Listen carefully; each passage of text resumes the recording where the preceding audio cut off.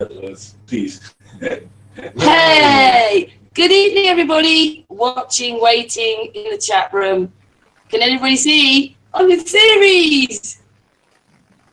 I've come to visit him in the Netherlands, as I've just been told to say. Anyway, today is the 31st of August, Thursday the 31st. And on our panel today, we have artists from Germany. We have Patricia UK, Holland and Holland today, me and Ceres, and with special guest Santos Bonacci from Australia. Hello, Santos. Hey, how are you guys? Fine, man. Hello. Good. So, Santos. How are you? Oh, great. Lovely to be with you. It's always lovely to be with you, Santos. Yeah, indeed. Thank you. We always look forward to Santos coming on our Hangouts. Yeah. Because he always has lots to say, don't he? Well, I'm glad. Yeah. True. I do have a lot to say because I research a lot, and hence you come to learn a lot. And when you learn a lot and you know how important it is, you want to share it with the world. And that's what I've done with my presentations. I've shared all the best truth, knowledge that can possibly be shared with humanity. I've shared and exposed more falsehood than I don't know anyone that has done more in vast fields. I know others that have dedicated themselves in one specific field and have done many, many more volumes than what I've done in that particular field, for instance. Sure, there's lots and lots of people, but syncretism, no, it's not going to happen. This is the best syncretism you will ever get, where it shows that the universe is made of conscious energy, magnetism, and it produces toruses, and all these toruses. We are torso toruses.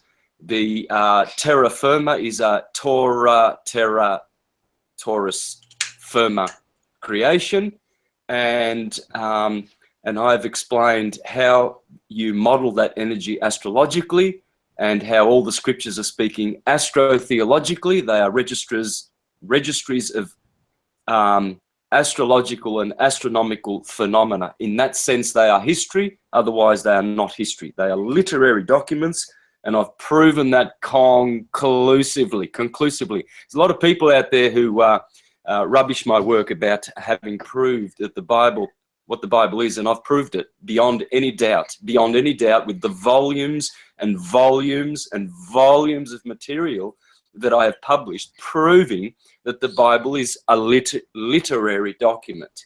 It contains transcendental truths and not historical facts. And many people, they're going to be just coming a grief if they go down that path of taking the Bible literally. These are fools. These have been hoodwinked by the Jesuits.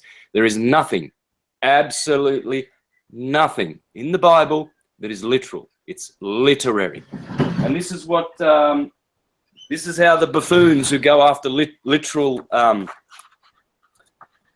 finding literal meanings in scriptures, this is how they are described in a beautiful book called Javadharma. This was from the 1800s, a great religious science guru there. And this is what he says about people who take scriptures literally.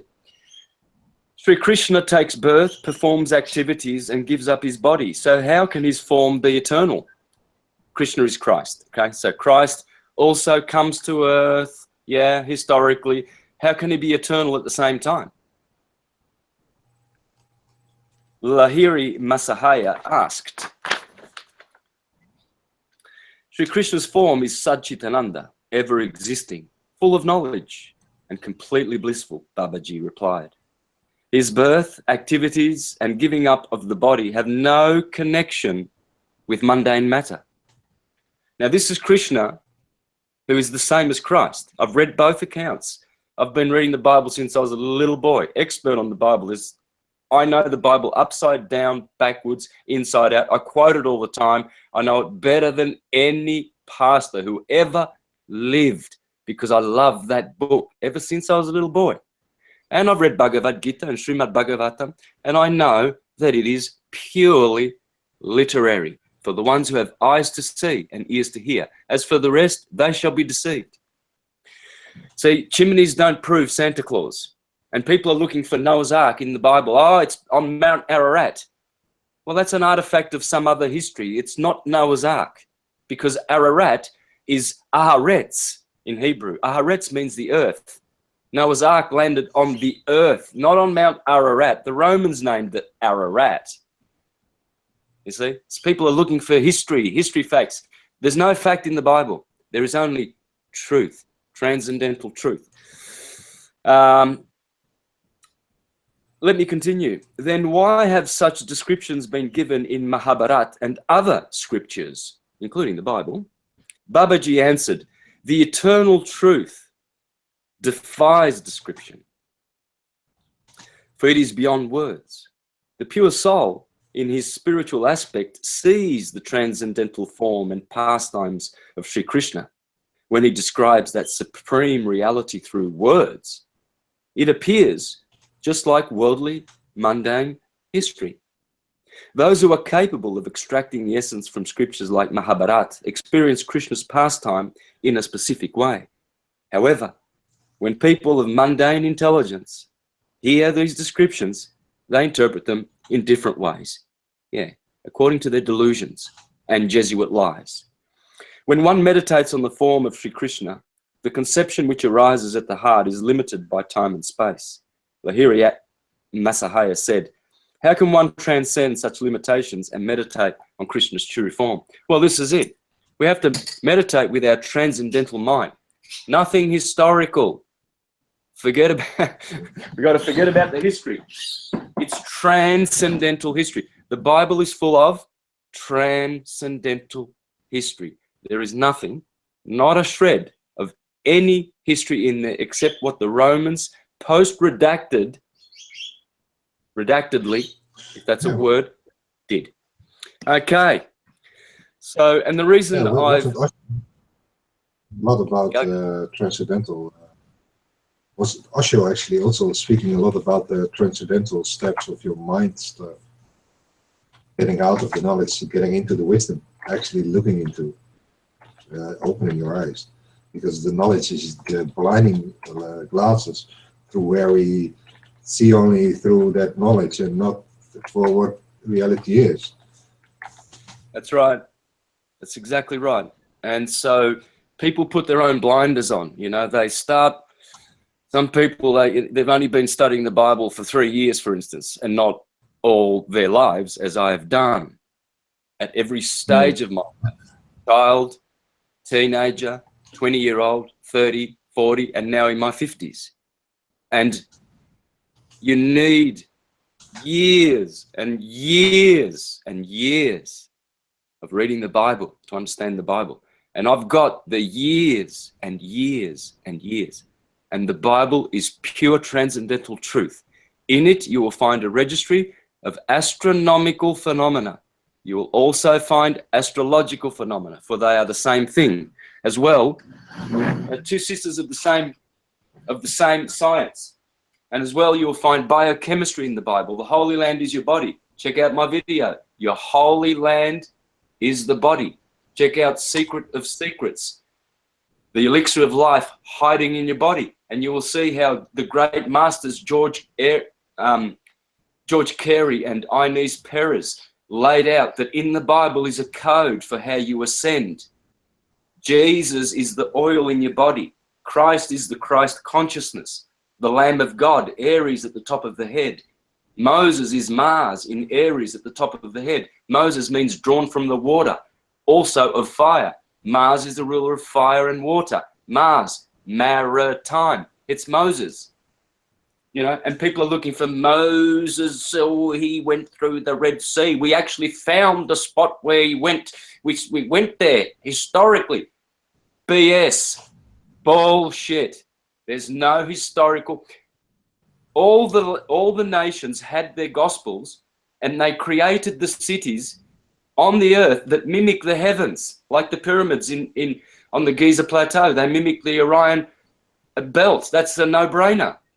And the same with Angkor Wat. The same with all of the pyramids all over Egypt, India, everywhere, they all named their countries according to the ecliptic. Jerusalem, London, Rome, these all come from the ecliptic. I've proven this in my presentations. And when you look at the ecliptic, you will see the cells in the mind of God. This is the body of God, the universe. So, the reason why I'm fired up on this subject is I see a lot of truthers going astray with the Bible. They've got no clue what the Bible is, man. To know what the Bible is, you need to see all my presentations, not 20 minutes of it. No. And then say, oh, Santos, aren't some of your conclusions very tenuous? None of my conclusions are tenuous because they're not mine. Everything I put in my presentations comes from the books I read. I'm not original, I've said that. There's people say, oh, Santos's conclusions and opinions. I don't have conclusions and opinions. I study the books, then I show you the truth. Same here. Yep. Astro, because I heard someone say that astrology was given by fallen angels according to the Book of Enoch. So we should not be studying God's language, astrologos, the word of light, the word of God. Oh yes, but astronomy is okay. Well, what's the difference with astronomy and astrology? None, except for the modality. This one is speaking, this one is writing. Astronomy is names, name. To name the stars. So one is speaking the stars, but the other one is writing the stars and speaking about the stars, the logos. See? And people say, and then someone said, I heard them say, oh yes, but the Bible condemns astrology. No, it doesn't. Where does it condemn astrology? Nowhere. I've read it. It condemns astrologers just as Jesus condemns lawyers. He doesn't condemn law. Woe to you, lawyers. Was it in the Bible? Prove everything. That's what is good. Breaking up.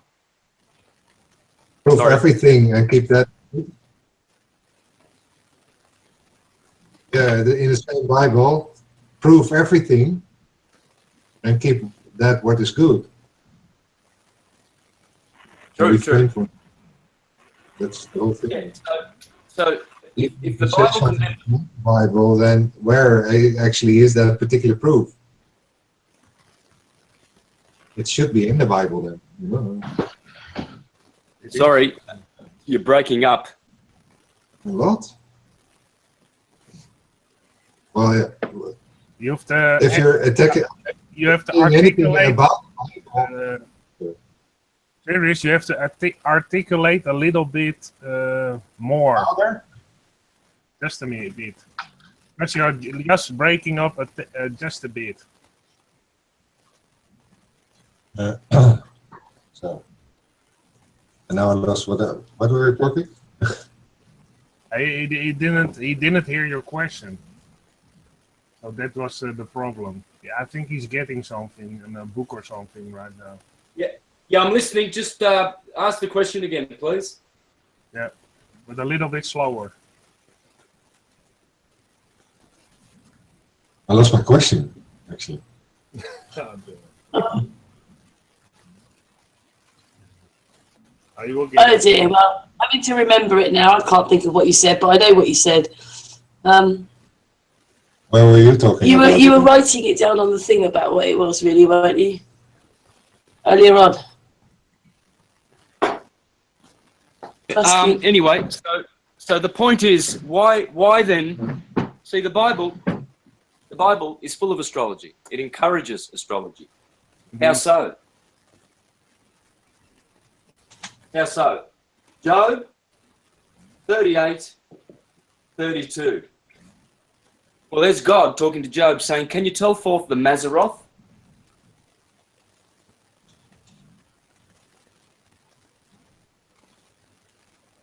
That's the zodiac. That's God.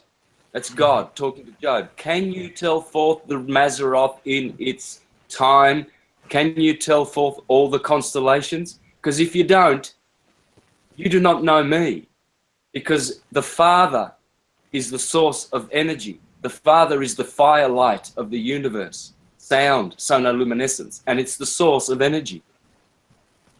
Hence, the Mazzaroth, the ecliptic, is the only thing that can interpret energy and model energy. And how do you model energy? Well, this is what I want to show you today to prove that astrology is the universal science. Then we basically all are energy. The plants, the people on the earth. Because as soon as I see half-truthers discrediting astrology, mate, I'm going to run them out of town. I'm going to shame them and disgrace them for their stupidity. How dare they say that the Bible condemns astrology? And if the fallen angels did, according to Enoch, did teach man, some of mankind, the fallen arts, that just simply means they taught them an inverted version of the true science. Because the true science is the science of energy, which is astrology. So if the fallen angels, if you take that literally, that the fallen angels taught people the science of astrology, that's not the original man. No angel teaches man anything. Man is already created by God with every wisdom and knowledge and perfect. God creates Adams and Eve. They are perfect. They do not require and need any angels to teach them anything. So obviously when Enoch speaks of 200 fallen angels who came and taught how to make, steel and fabricate with metals and music and astrology and all of these sciences, yes, perhaps they did. Like the Jesuits started teaching us about the globe. They went throughout the whole earth and taught everybody about the globe and deceived them and put them upside down, didn't they? Well, the same thing with the fallen angels. They're teaching people a wrong astrology, how to abuse astrology, because astrology just is. How can we say it's from the devil? It's from God, because God created all things, not the devils. They created the false version of it. Well, and indeed, often within a false version, there's always some truth in it. Only you have to decipher for yourself what is really the truth and isn't. Okay, now for those with eyes to see and ears to hear, take my many, many lifetimes of Bible experience, and especially 50 years straight on this timeline, take it from me and learn what the Bible is. This is what the Bible is. It's pure astrology. The Bible is based on the ecliptic. Find an ecliptic. It's a sine wave. It's the torus field. This is the sun's expression of toroidal energy with respect to the earth. That is it. This is how the sun speaks to the earth. Because the sun starts at Aries, at the equator, goes up to the Tropic of Cancer, brings summer to the northern hemisphere, then goes through the scales of Libra to be judged, and then it must fall, like Samson falls, to be killed by the destroyer, by the Philistines at winter, at the winter solstice here. So you've got your two equinoxes, Aries, Taurus, Gemini, Cancer, Tropic of Cancer, Leo, Cancer, Leo, Virgo. There she is, Delilah, the one who betrays the sun, and he gets his hair cut. Samson, right here. Okay, and then here is Libra, Scorpio, Sagittarius, and then Sagittarius, the arrow of the archer, he actually hits the sun in the heel. The 21st of December is where Jesus gets a nail in the heel, and then on the 25th, 3 days later, after the solstice, starts again up the ecliptic. Has to go all the way up to Cancer again. Capricorn to Cancer. Capricorn to Cancer. That's why all the festivities are in Capricorn and Aries, Cancer and Libra, all of them, because they are the cardinal points. And all the Hindus, the Jews, the Christians, whoever they were, they all followed syncretism. They all followed the true science of energy. And this is the sun's expression of energy, pure and simple. So then when you get this, And then you understand the Masonic keys that were given to us from antiquity. There you can see clearly there, they put the equinox line here, and there is Aries, the Lamb of God, Taurus, Gemini, Tropic of Cancer, Leo, Virgo, and the equinox that's coming up on the 23rd of September. So you've got 21st of March, equinox, 21st of September, 23rd. And here you have the 21st of June, the solstice. Notice, please pay attention. Pay close attention. These are the keys to understanding our heavens, how they are made. This is the firmament. This is the firmament that astrology speaks about. Only the Bible, that people are claiming that they're experts on now all of a sudden, and astrology, he told me, he speaks about the firmament. So when people ask me, what's your model of the universe? Well, I say the one that I've always had. Geocentric, Ptolemaic. It was good enough for trillions of years before Copernicus, the Jesuit liar. That's good enough for me. And what is that model? Well, it's 10 spheres. We live inside a torus field. It's a torus field, which I'm going to show. And then it says the 8th sphere is the firmament. Then above that is the crystalline sea. The water's above the firmament. And then above that is the prima mobile, which is the dome. So astrology's got it all. This is the model, guys. This is your model. This is everyone's model, because this is the one we live in. And then people say, oh, Santos is crazy, you know, he expects everyone to accept his model. No, I don't. I'm just telling you what the true model is. It's not Copernican, it's Ptolemaic. It's a torus field, period. No argument. There's no argument. All this proves that it's a torus field, because Taurus, the sign of Taurus, you'll see how Taurus is the torus field. And the whole thing is your torso. You see? So that ecliptic started at Aries at the equinox, then went up to the Tropic of Cancer, there's Cancer, then went down through Libra, the scales in the middle of the body. Pay attention, because the two scales are the two kidneys, yin and yang, in your body, and that's the crossover point. That's the dielectric point. Wait a second. For me, that looks a lot like a DNA structure. Also. We're getting to that. Okay. Yeah, we're getting to that. This is the double helix. Helix is Helios. When you see Helios on the ecliptic going like this, doing his waves in his torus field as he goes round and round or whatever he does, he is creating DNA, because he is Dan, Adan. Yeah. And he is Dominus, Atum. It's all the same word. Everything is Atums and Tauruses. So, here we have that. Here we have Leonardo da Vinci showing the ecliptic. Aries, spring, summer, autumn, and winter. There is the sun in the middle at the Last Supper. Why is it the Last Supper? Well, because in Libra, as you can see, the disciple of Libra has his arms widespread, because that's the scales of Libra. See, Gemini is the hands. Why? There's Aries, there's Taurus, there's Gemini, the two hands. Why is Gemini doing this? Because Gemini rules the hands, yeah? Taurus, Aries, Taurus, Gemini, the twin hands, the twins, and the twin lungs. Gemini rules the breath, the respiratory system. Aries rules the cerebrospinal system. Taurus rules the endocrine system. Cancer, the digestive. Leo, the heart and circulatory system. We are a torso-torus field, and it's all astrological. All of it, period. Nothing literal in the Bible. No history. No Noah's Arks on top of Mount Ararat. Aharetz, the earth. Aharetz, not Ararat. I'm correcting someone here, not you guys, but when that person, if they get to watch this presentation, they will be corrected and humiliated for their stupidity, because they haven't watched enough of my presentations. I will say to anyone, if you haven't seen all my presentations 5 or 6 times over,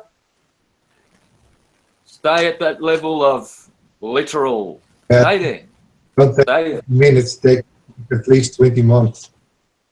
Oh, these people will be reincarnating for 400 lifetimes till they work out what I've done in my presentations. The true way to read the Bible, the only way.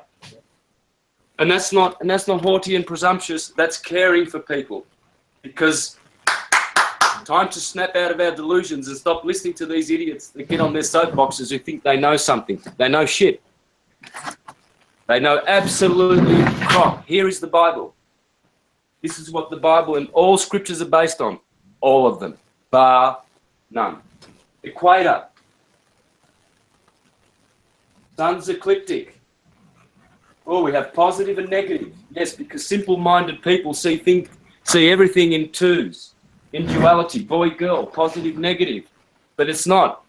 There are 12 things going on in the ecliptic. Astrology teaches us this. Tropic of Cancer. Tropic of Capricorn.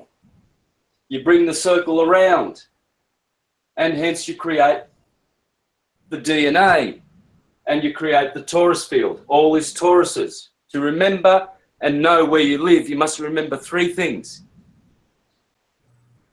All is Atum. As above, so below. Man is the measure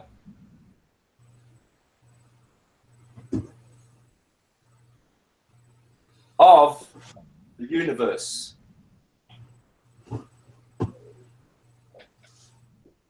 What does this mean?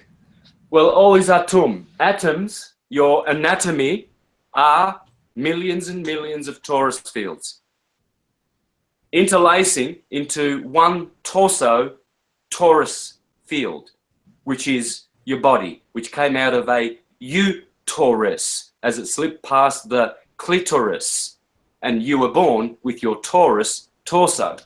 So this all is atum because all is these torus fields. They have a dielectric inertial plane, then they have diverging centrifugal energy, and so we have here the Tropic of Cancer. Cancer.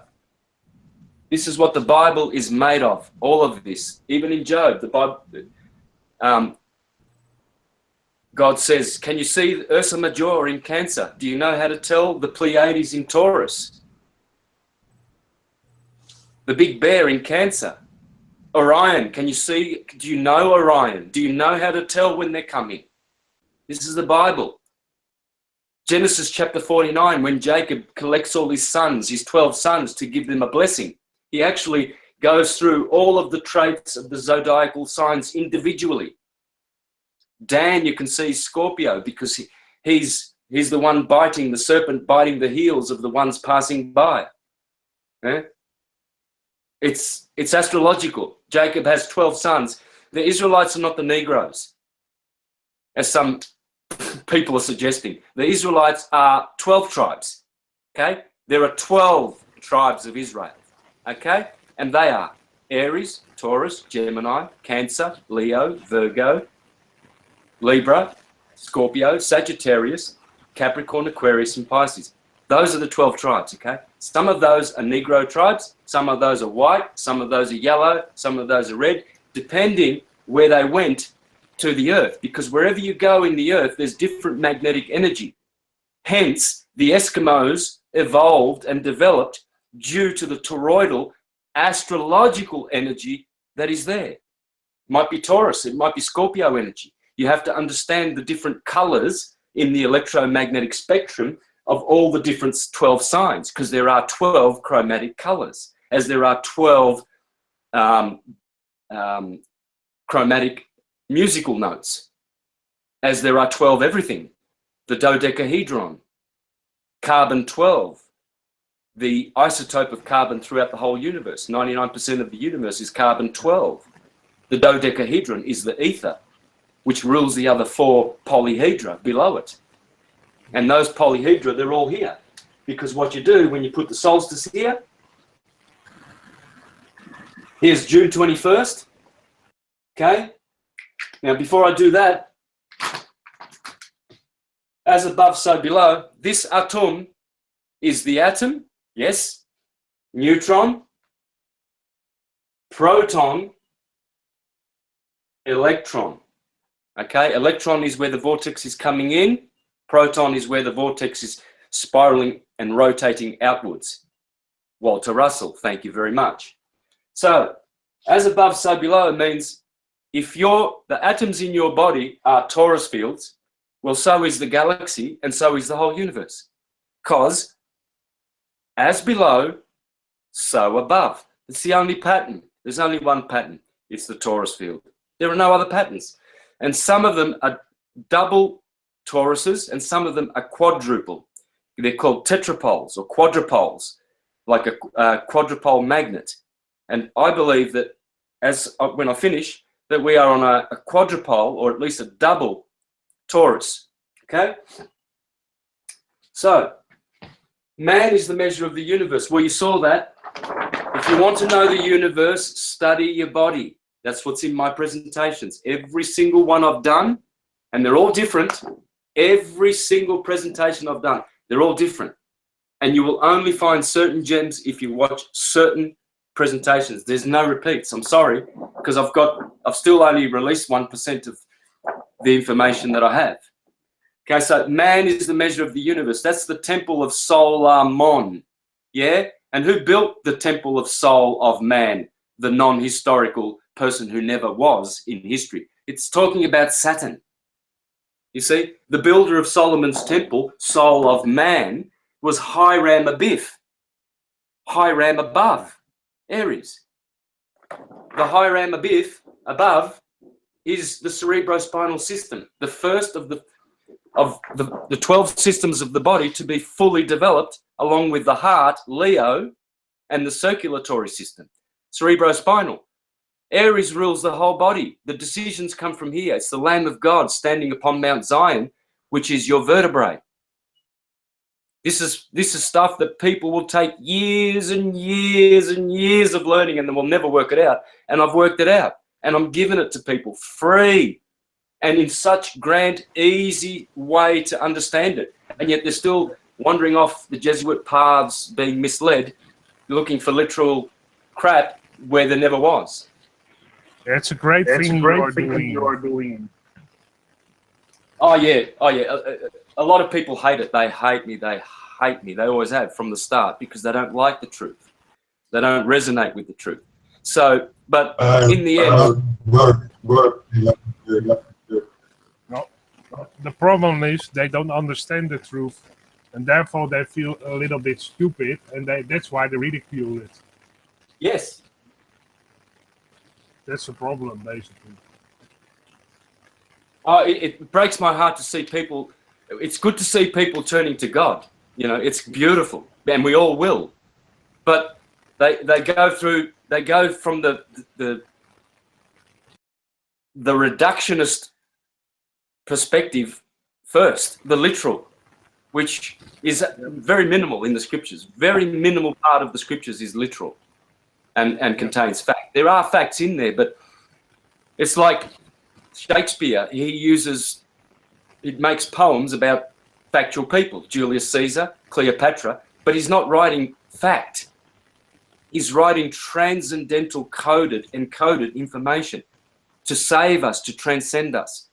But we're looking at Shakespeare and his plays, and you know, we're looking for the most reduced part of the scripture, which is literal. Chimneys don't prove Santa. You know, oh, but I saw a chimney. That's evidence that Santa exists. Yeah.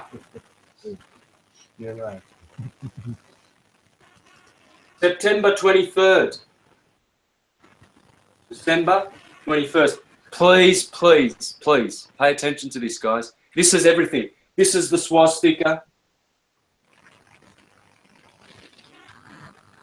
You can see it there, yeah? Yeah, the Egyptians had that swastika also, but it was mirrored, I think. Yes, it's the yin and yang. It's the cross. It's all symbols. This is the cross that we must all bear because it's in our body. We are the ecliptic. You see, in astrology, over here you have the ascendant, over here you have the descendant, and over here you have the meridian. That's Adam. How do I know that? Well, I read... Well, Santos, what also is very interesting, when little children draw a human, they also start with a cross. Often of the time. Yes, they do. My son used to do people like that. Yeah, indeed. No? Yeah. There's a picture of you, Dad. And I used to laugh at his stick figures. In fact, I put some of his stick figures in my albums. When the artwork of my albums has my son's little stick figures, because he used to do pictures of me. A lot of children draw people like that. Indeed. Yes. So what we have here is the wheel. See, here is the coming one. Jesus is coming. The first coming. This is the second coming. The equinoxes. That's all it is. This is the covenant of works. Here you work and you harvest in Virgo. Here, this is the covenant of rest. God made 2 covenants with his people. It's all here. Okay? Now, this is obviously the yearly cycle. All we need to do is make it a 24-hour clock. Quite easily. 6 a.m.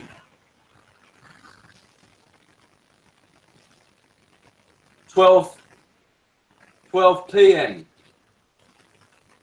6 p.m.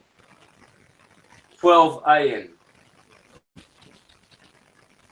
Okay, so we have, so if we put the 12 signs of the zodiac in here,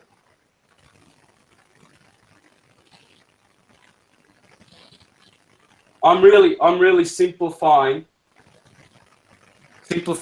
billions and billions of data of information so succinctly for you guys. If you have any idea how important this is the most important thing you will ever learn, ever, in any universe you will ever go to.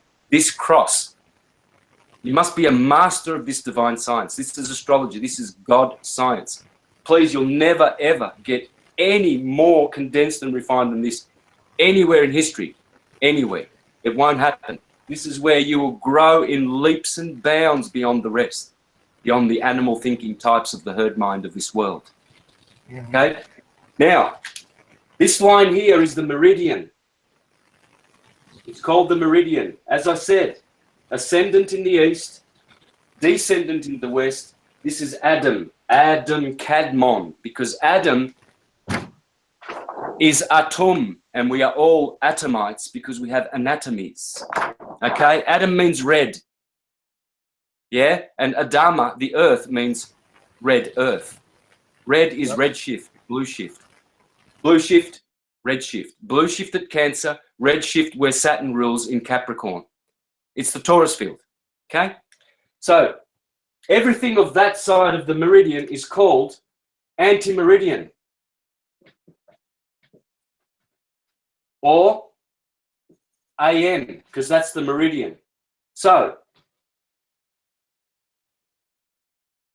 if you were born at 6 o'clock in the morning, your sun will be somewhere here, either in this house, depending on what latitude you live, but you will have the sun either in the 1st or the 12th house.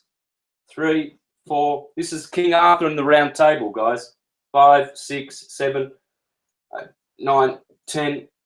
This is Jacob and the 12 Israelites. This is Ishmael and his 12 children. This is the loaves of bread, the 12 loaves of bread in the tabernacle of Moses. This, Josephus says that. Josephus and Philo of Judea say the whole Bible, all of it, is astrological. All of it. And Josephus points to the loaves on the bread and everything and all the 12 and the 7 candelabra of the menorah, says that's all the 7 planets and the 12 signs. Can thou tells forth Mazaroth? Because if you can't, you're an idiot.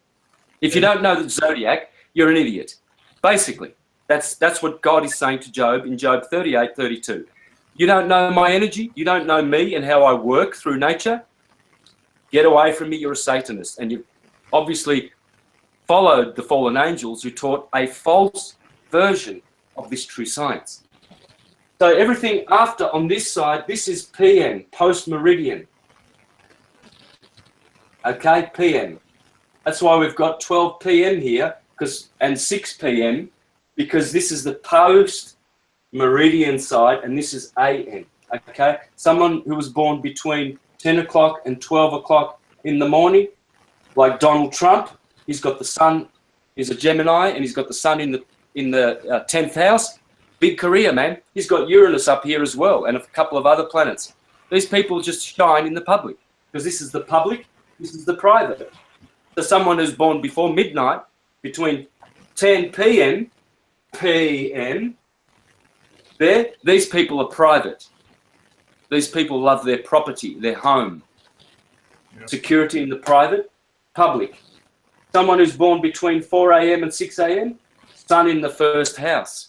The first house identifies the character and personality of the individual, because it's the first, this is the first sign rising. So it's the rising sign. Rising, 6 AM. Ascendant is another way of calling it, the ascendant.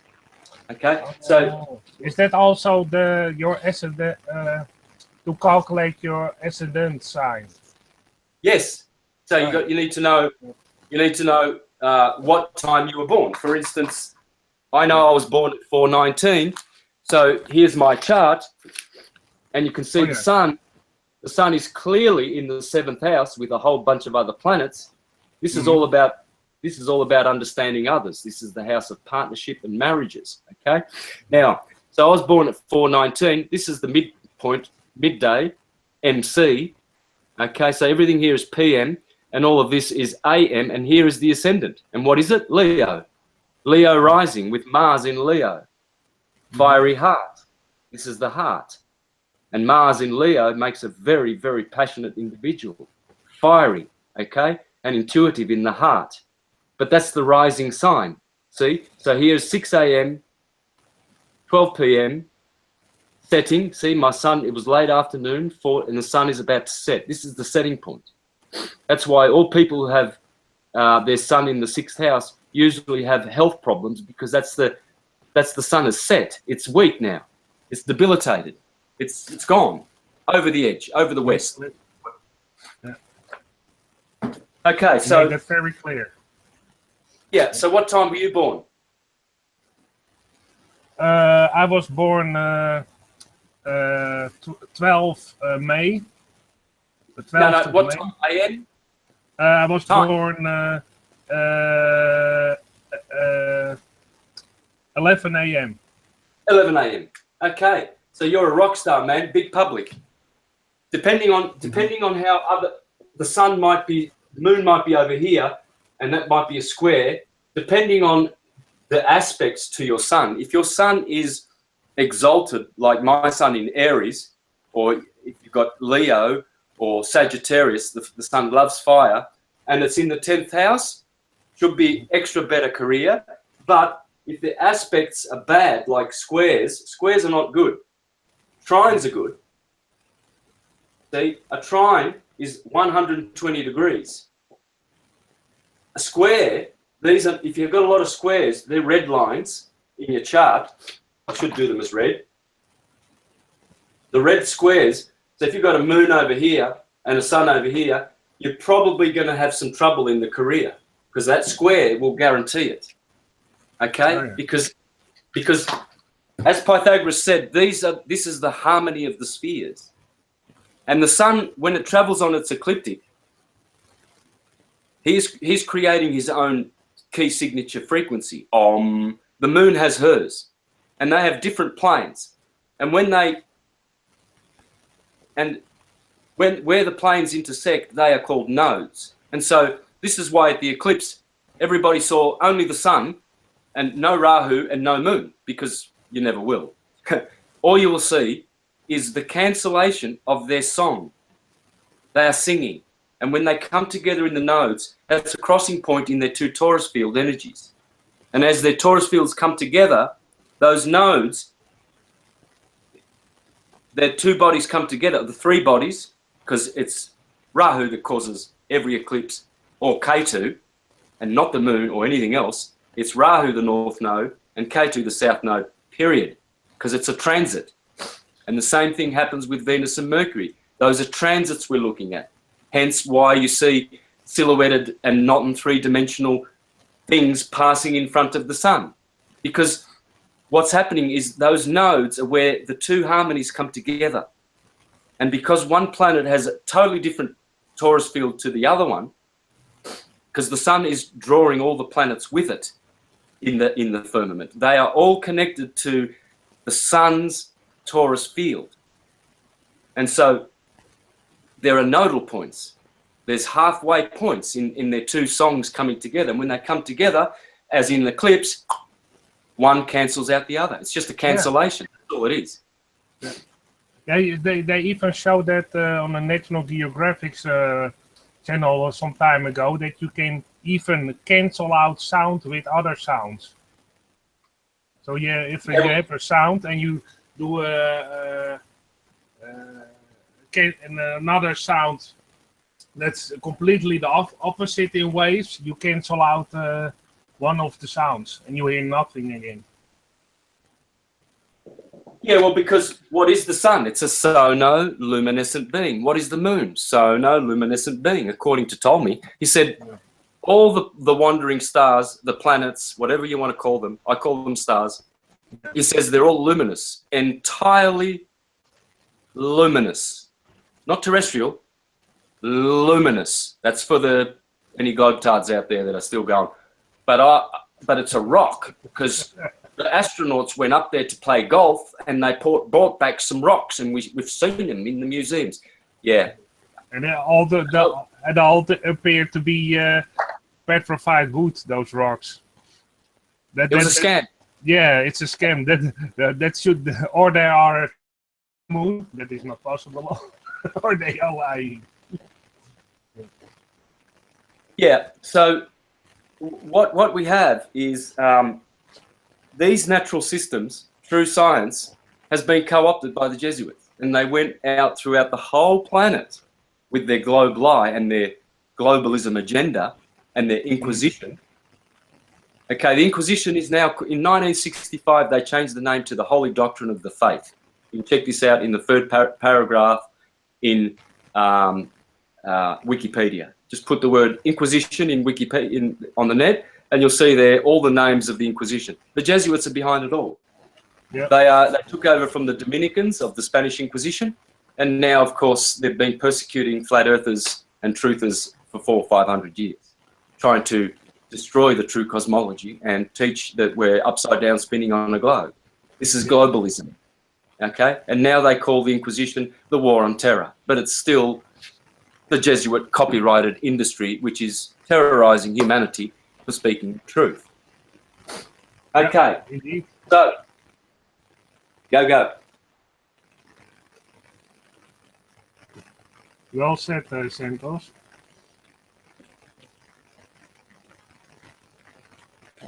This is where we live, guys. And this is not me saying it has to be like this. It has to be like this. All is Tauruses. All is Tauruses. God is a Taurus. I've proven it. Deuteronomy 32 verse 4. It calls God a Tsur, which translates into rock, which is just a Tur. A Taurus field. That's God's name, guys. Tsur. Yes, El Shaddai, Elohim, Adonai, Jehovah, the Lord, but it's also Tsur. Okay? Very important. Deuteronomy 32 verse 4. Because God is a rock, because Taurus is a rock. These are rocks. They're golden eggs. They are rocks of creation, because that's how you make rocks, with Tauruses. You see? Yeah. These are all the animals. Tortoise. You see? They laugh at us. Oh, God put a tortoise under the flat earth, did he? Yeah, he did. He put a Taurus field. Like your torso. He put a Taurus field in your torso, and that's what you are. Yeah? And you are also atum. All is atum, because you have an atum me and a torso, proving that all is atum. There's no running away from it. That's the model. Because I've just described your body, which you can see. So if I've described your body and all as above, so below, and man is the measure of the universe, I can describe the universe, and always have in my presentations. This is it. It's the ecliptic.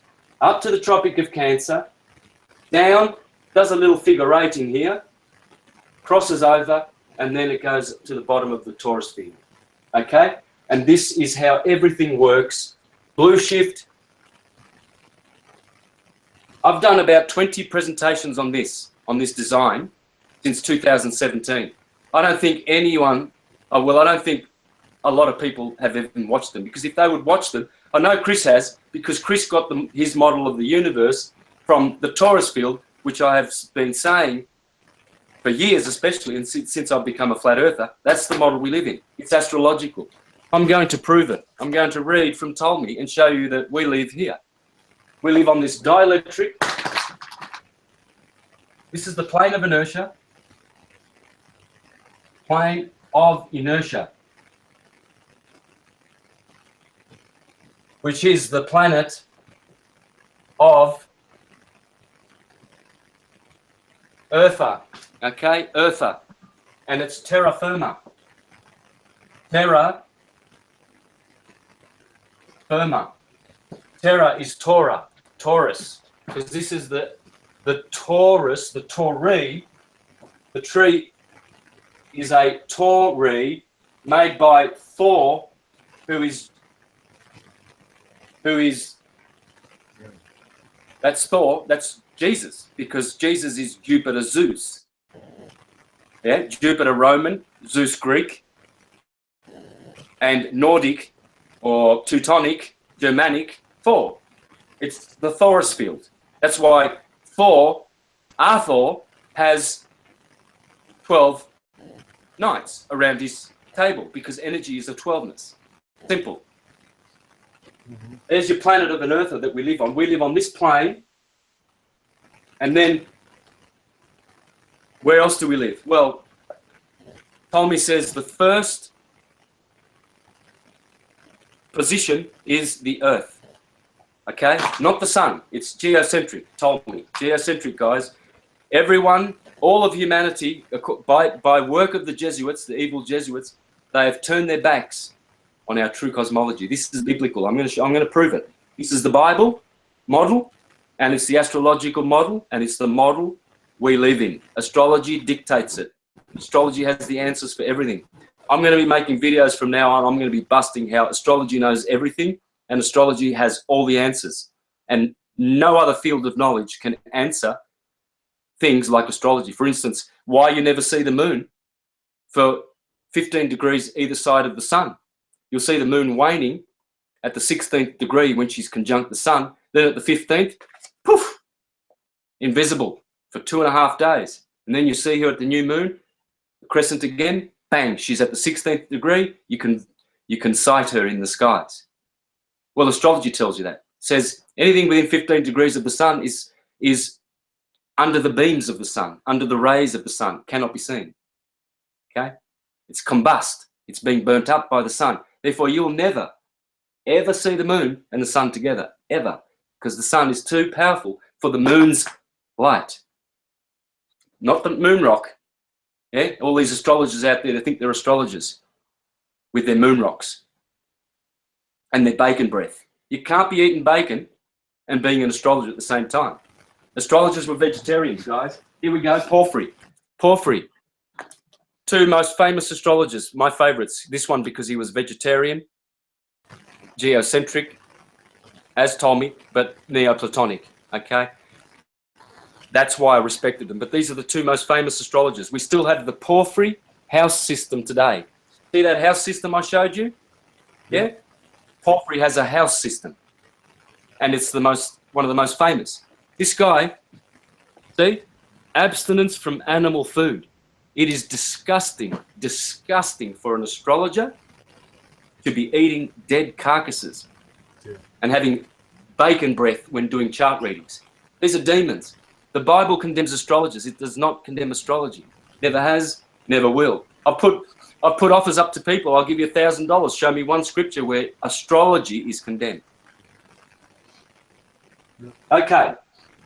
So, It needs the what pure does, to be understood. so what does Ptolemy say? Well, let's read the Ptolemaic true cosmology. This is where we live. This is the true cosmology, guys. It's in this torus and on this inertial stationary plane. It's easy to prove the Earth is stationary. It's a no-brainer. It doesn't move. If there are seismic machines that can detect 1/10 of a millimeter of movement of the Earth doesn't move. Simple. Okay, unless you've been seduced by the pedophile Jesuits, that is, which most people are. Okay, here's the world. The world is divided into two parts, the elemental region and the ethereal. The elemental region is constantly subject to alteration and comprises of the four elements, earth, water, air, and fire. The ethereal region, which philosophies call the fifth essence, encompasses by its concavity the elemental. Its substance remains always unvaried and consists of 10 spheres, of which the latter one always spherically environs the smaller one, and so on in consecutive order. First, therefore, around the sphere of fire, that's the earth, God, the creator of the world, placed the sphere of the moon, then that of Mercury, then that of Sun, then that of, Venus, then that of Sun, then Mars, then Jupiter, then Saturn. Moon, Mercury, Venus, the Sun, afterwards Mars, Jupiter, and Saturn. Each of these spheres, it's not talking about balls, spheres of influence, spheres, concentric spheres, okay? However, contains but one star, and these stars, in passing through the zodiac, always struggle against the primum mobile, or the motion of the 10th sphere.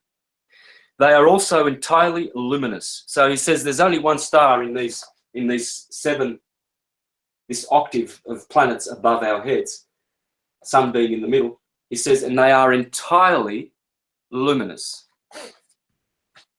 sonoluminescent. In the next place follows the firmament. Oh, that's nice. That's Genesis chapter 1, the second day of creation, where God created the firmament. Lovely.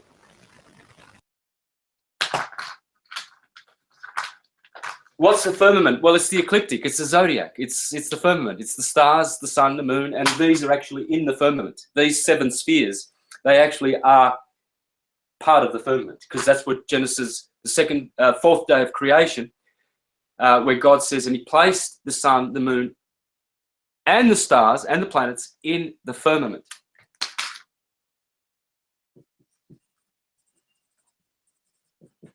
Firmament. Uranus is the planet there.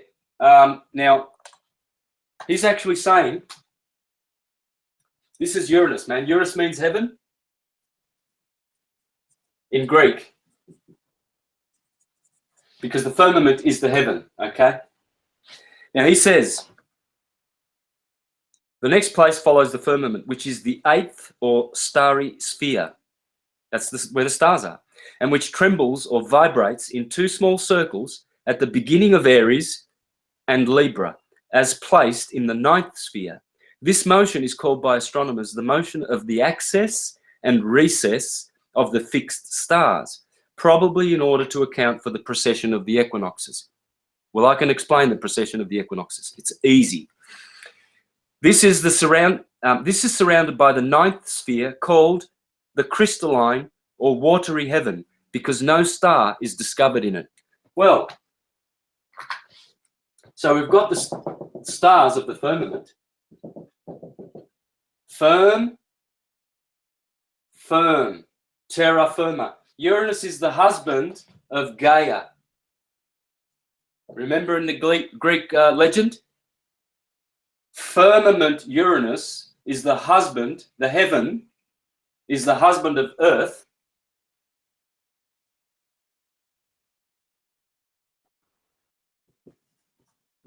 Gaia, terra firma. Pay attention, folks. Uranus is the husband of Gaia. Uranus is the firmament, the heavens, and he's the spiritual father, our Father who art in heaven, yes, and our Mother who art below. They are husband and wife. Nut, have you seen Nut and Geb of the Egyptians, the star goddess, the firmament? It's exactly the same. It's a Taurus field. Yeah, that's why they always say Mother Earth. Yes. The crystalline sea, Ptolemy says there's no star found in it. Well, there is. He says there's no one star in the firmament. It's Uranus. Here is Neptune. Neptune is Poseidon. Who is Poseidon? The god of water. That's the waters above. It's above the firmament. This is the model we live in, guys. The waters are what they probably call the Kuiper belt or the Van Allen belt, or who knows what else probably the firmament is what they call the Van Allen belt, and the 10th sphere is what is the dome.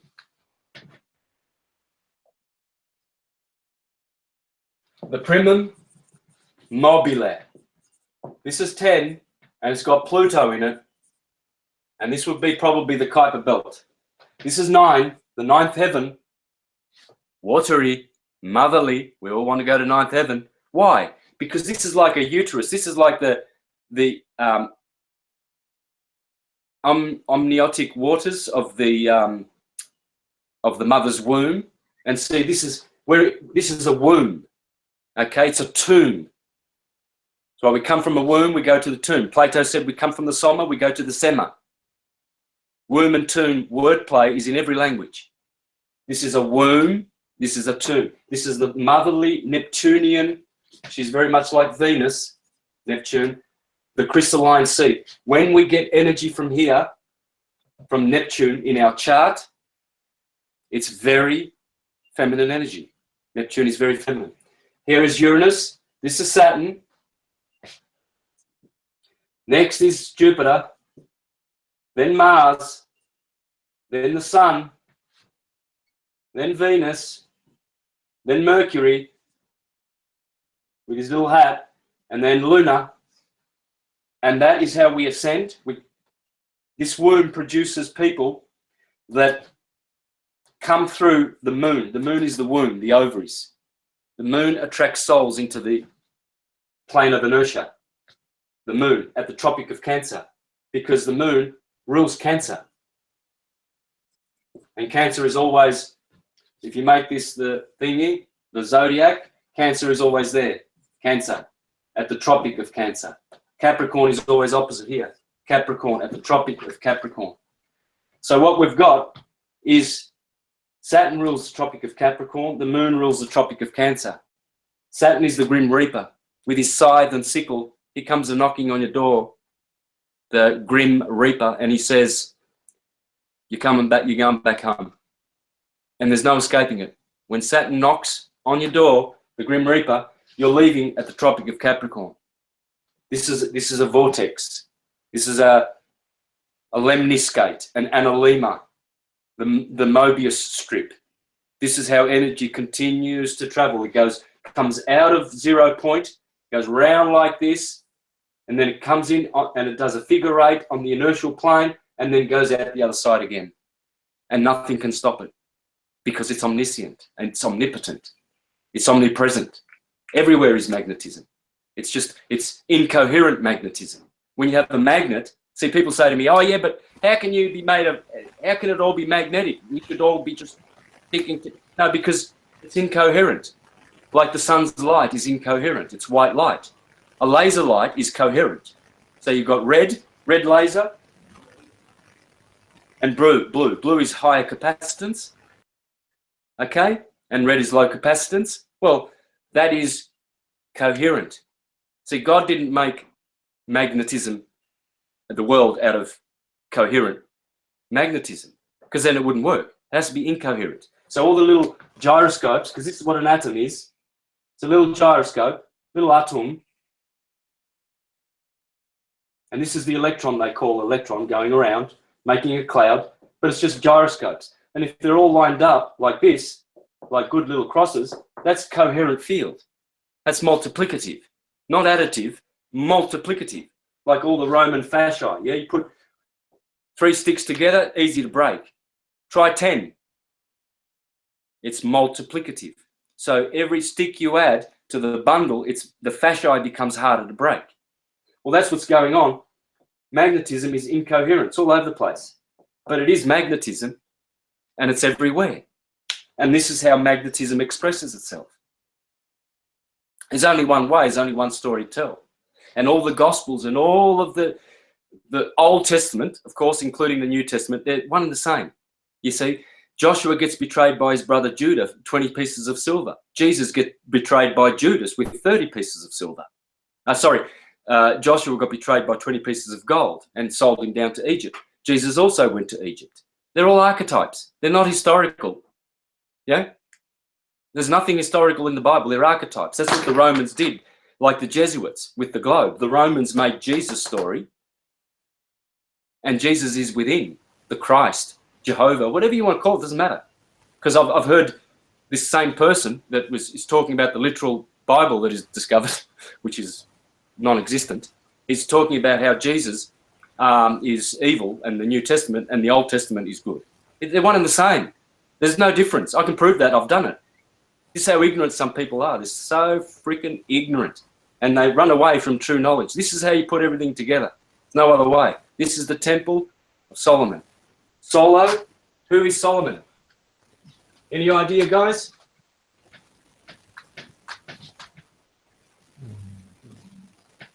I'll tell you who Solomon is. There you go. Solomon. That's Solomon. Okay? Sol. Oh, the sun and the moon. Oh, the sun and the moon. All by himself. Moon. Oh, that's so All by tight. himself. Sun and moon. Yeah. That's why he's explaining it at the sun and moon group. Yeah. Yeah. Yeah. So when you get solo mono together, built by Hiram Abith, the Hiram above, Aries. See, here it is, guys. See the cornerstone, the chief cornerstone? Yep. In astrology, it says HTW SST HS. What does that mean? Okay. Hiram Tyrion, widow's son, send forth to King Solomon. Well, Hiram, widow's son. Well, the Hiram, Abith, above, Aries, is a widow's son. Okay, because he's firstborn. But he has no mama. Okay? Hiram, Tyrion, you know what Tyre used to produce? The city of Tyre before Alexander the Great destroyed it, and Nebuchadnezzar the Great destroyed Tyre, the Phoenician maritime city that went to Venice. The Venetians, who are the maritime masters of the world still today. Well, when Tyre was destroyed, they were making purple. Yeah? So Hiram, Tyrion means the Hiram, the crown chakra, is purple, violet. So the Hiram is the ram is always decked in purple. Yeah? The Lamb of God, decked in purple. Well, Hiram, Tyrion, is the Hiram with the Tyrion, the violet chakra, widow's son, send forth to King Solomon, because he sends forth through the body. He sends the cerebrospinal fluids to make the corpuscles, to make the body. My knees, my toes, my nose, my hands, they all come from my brain, from the cerebrospinal fluids of Hiram Abith. Just give me a tick, guys. Yeah. Great presentation.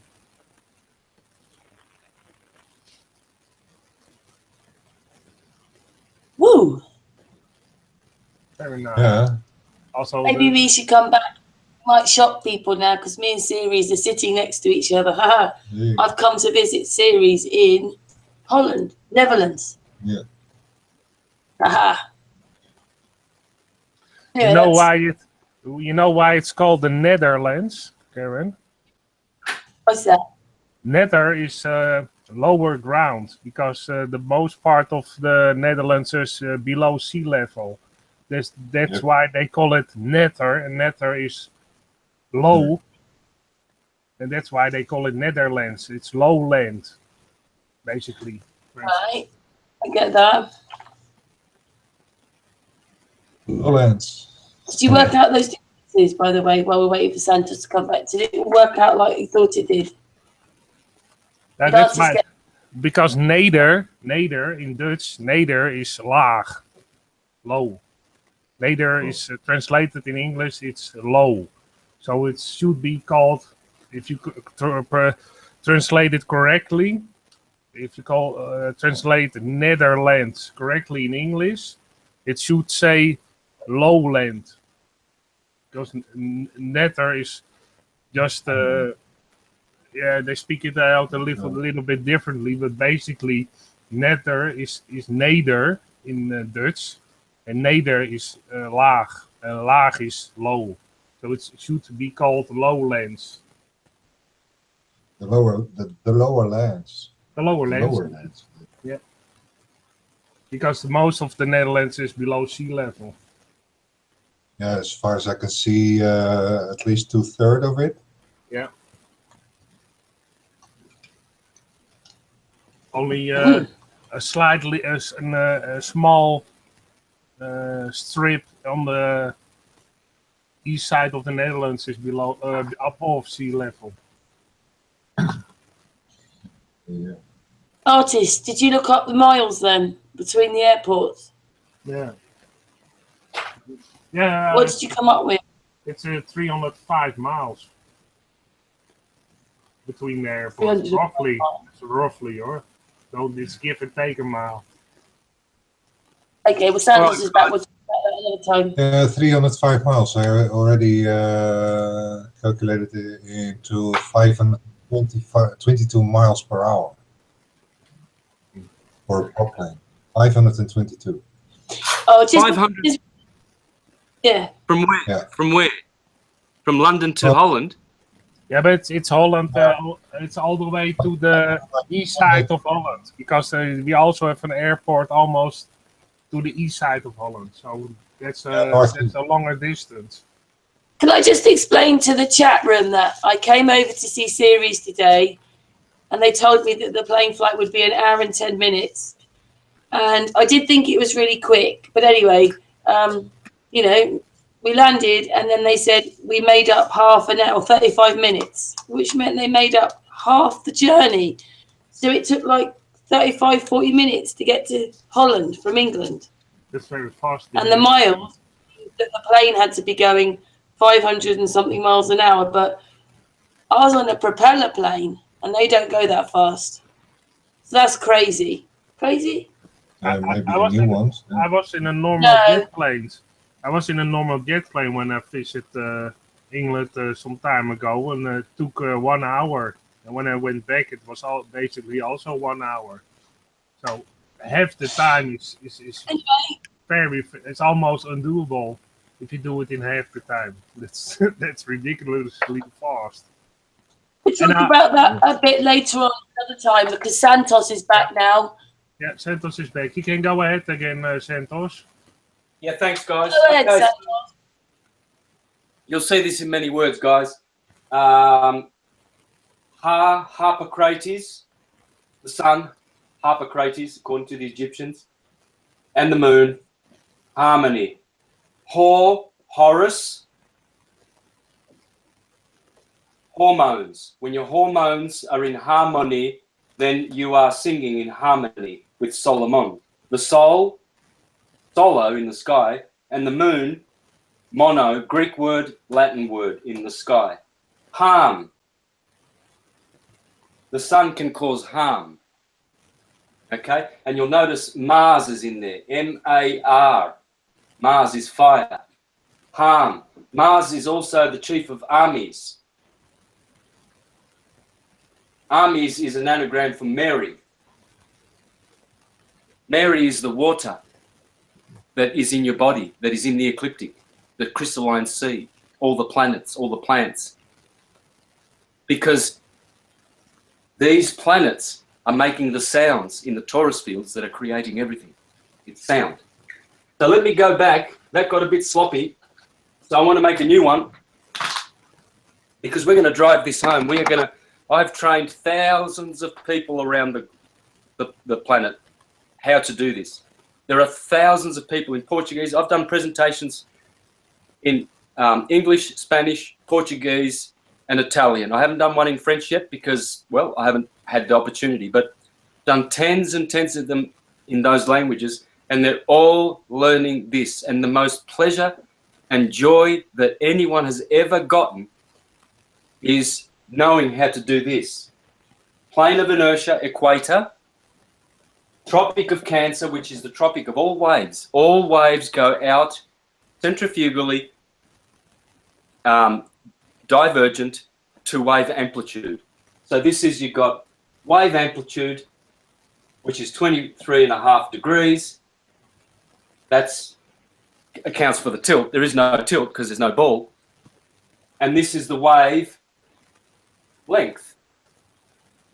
So it's just a frequency, isn't it?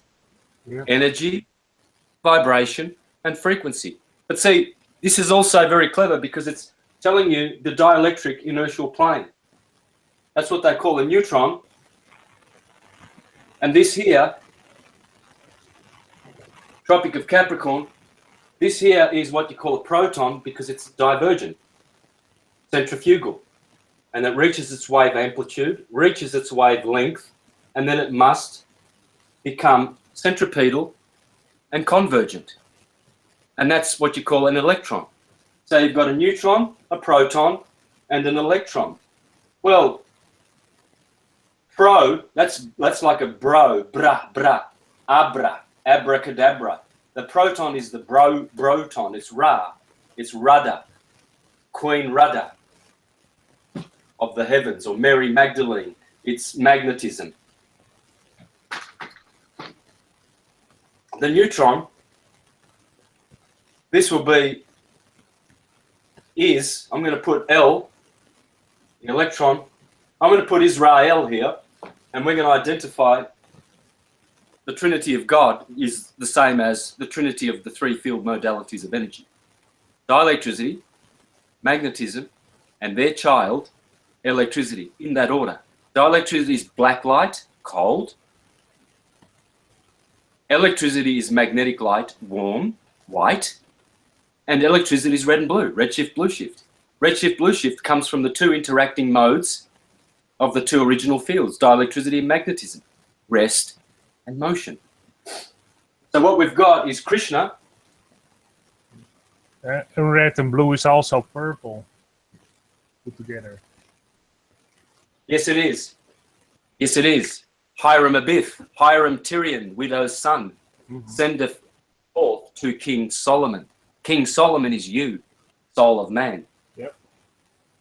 Okay.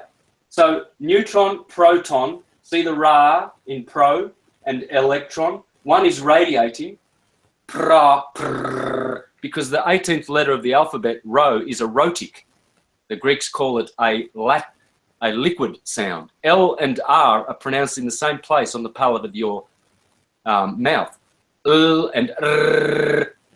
Right and left, R and L. 12 and 18. 12th letter L, 18th letter R, right and left. 18 is a half of 36, 360 degrees. Half of that is 18, the letter R, Ra.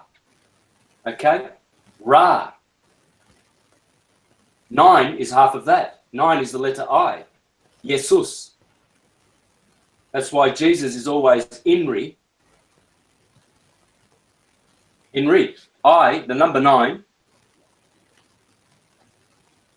the number 18, 666, which is all to do with circles. The sun is the master of these numbers. The sun is always I, the letter I. It's the heart chakra, I, of the 7 vowels. We have 7 vowels, not 5. And I is the sun. So what we have here is we have is, Ra, El, Krishna, Radha, and Balaram, the Holy Trinity. And that is dielectricity, magnetism, and electricity. And so when we start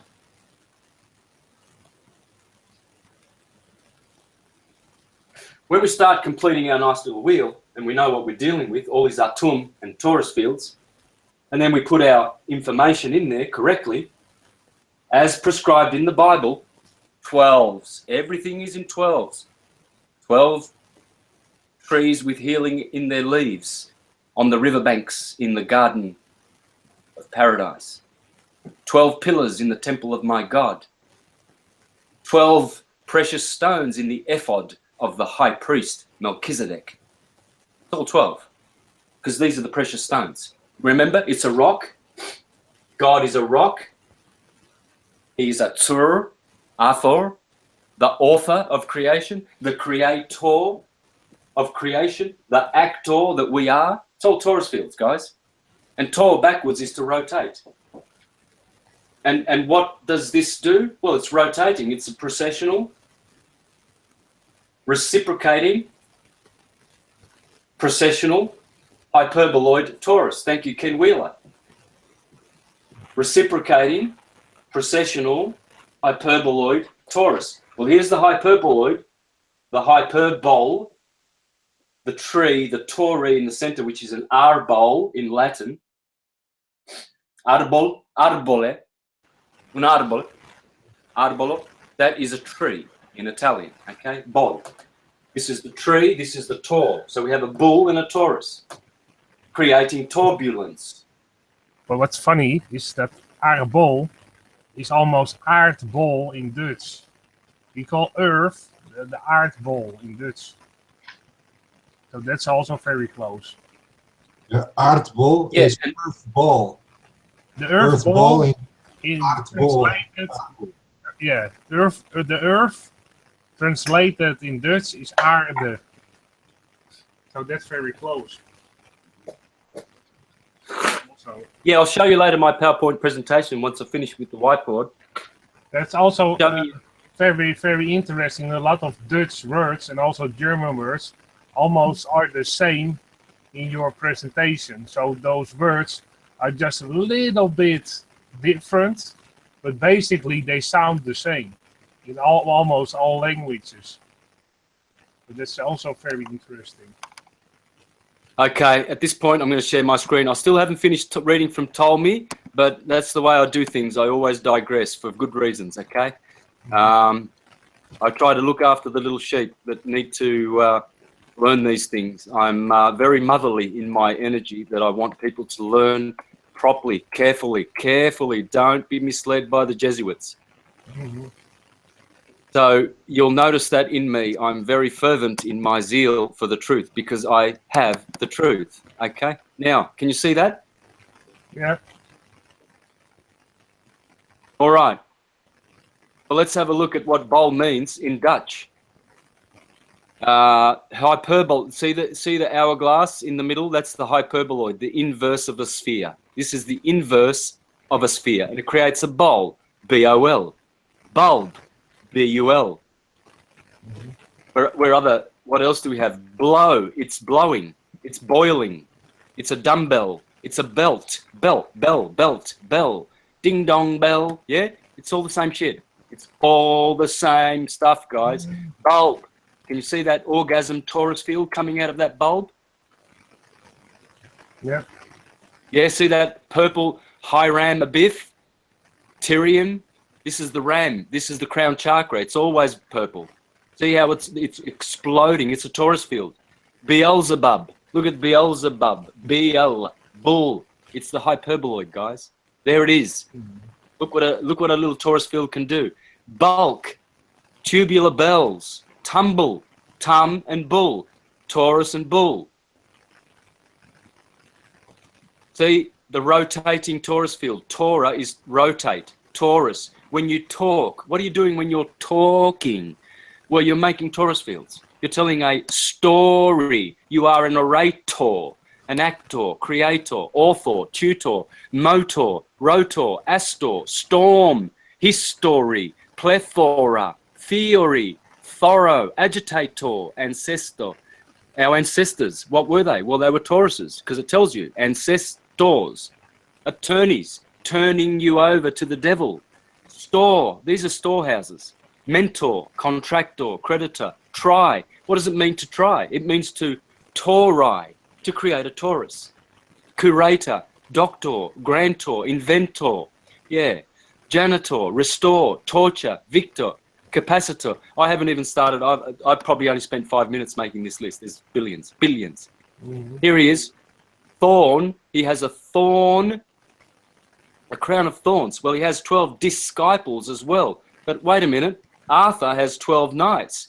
He is the true Thor with the crown of thorns. He also has thorns and authority because he is the author. Yeah? And here's the Bible, Deuteronomy 32:4. There you go. He is the rock. Tsur. His work is perfect. Of course, all Tauruses are perfect. He is a rock, stable in his nature, invincible in power, fixed and immutable. Here we go. What does Tsur mean in Italian? It means blue. What's the color of Krishna? Blue. Because it's blue shift. Azzurro. You know, when the Italian soccer team plays, they got blue shirts on. They're called, the international team's called the Azzurri. Well, that's Tsur, blue. Okay? This is Assur, the king of the Persians. Lazarus, that's Lazua. It's blue shift.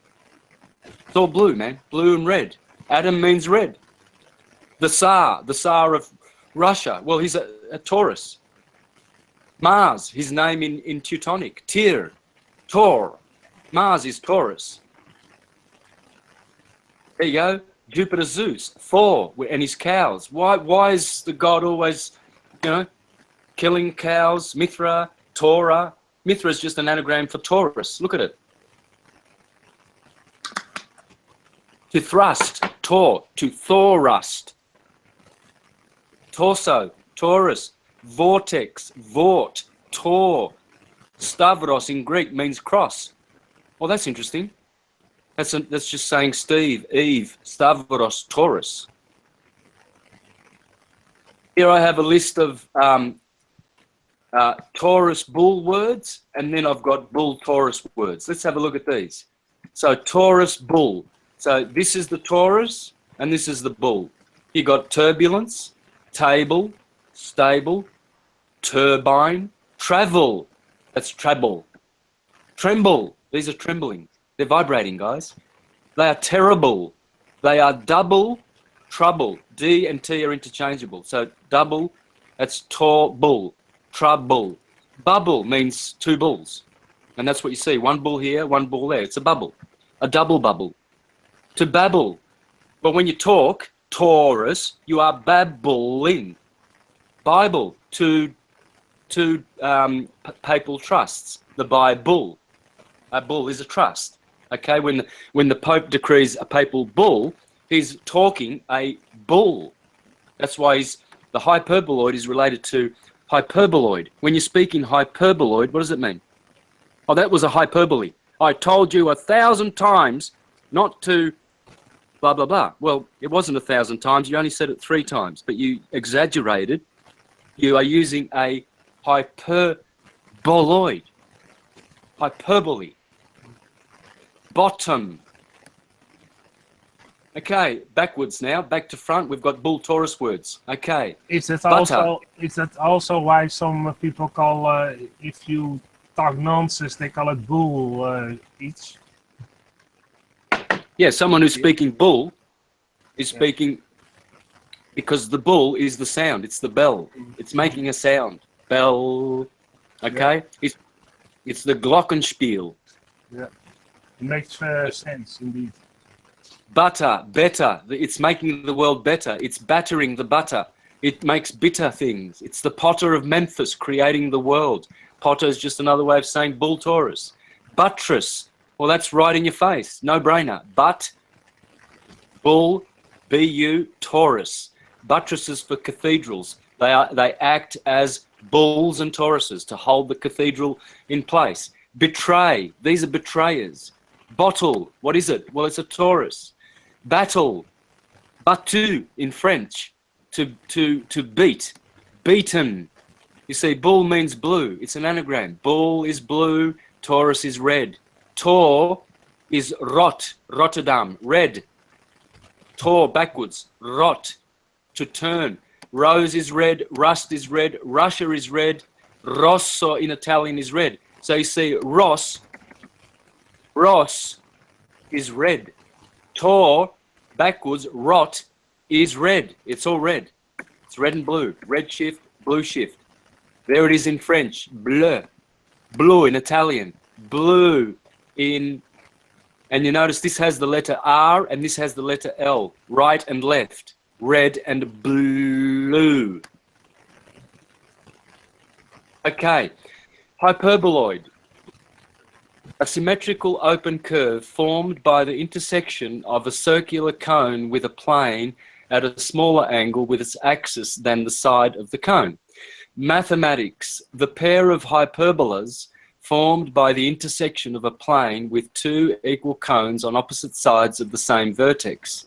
Origin, mid-17th century, modern Latin, from Greek, hyperbole, which means excess, from hyper, above, hyper, yeah, and balein, to throw. You see, that's why when you say, when you're speaking hyperbole, you are throwing out bullshit. Yeah, bull. This is the bull.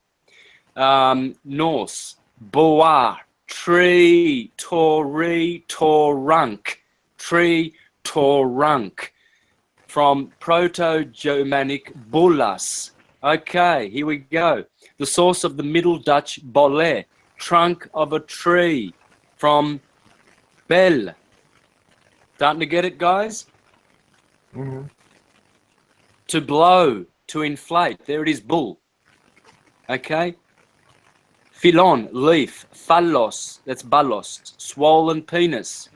Phallic, there you go. Phallic, phallus. Floss, flower. Blossom, flourish. This is all bull words, guys.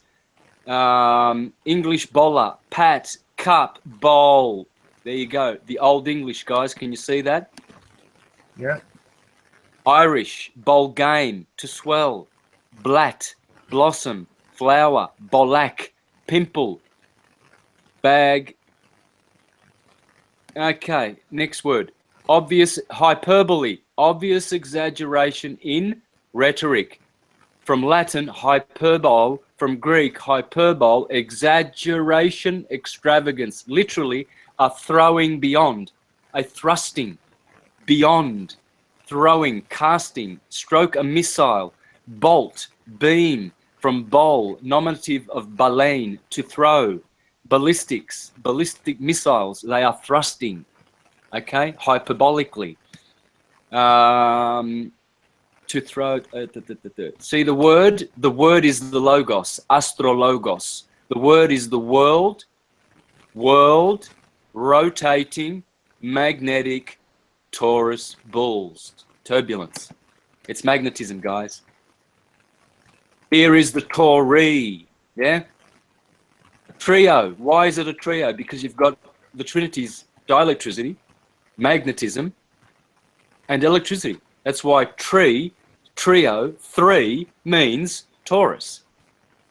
There you go. There's your clitoris. Does that look like a Taurus there, guys? Pay attention. Here we've got a uterus creating a torus field, which we call a aura. Tora, from the torso, from the torus uterus. Everything is Tauruses, guys. Okay, so you've got mag means to move. Okay, rot means to rotate.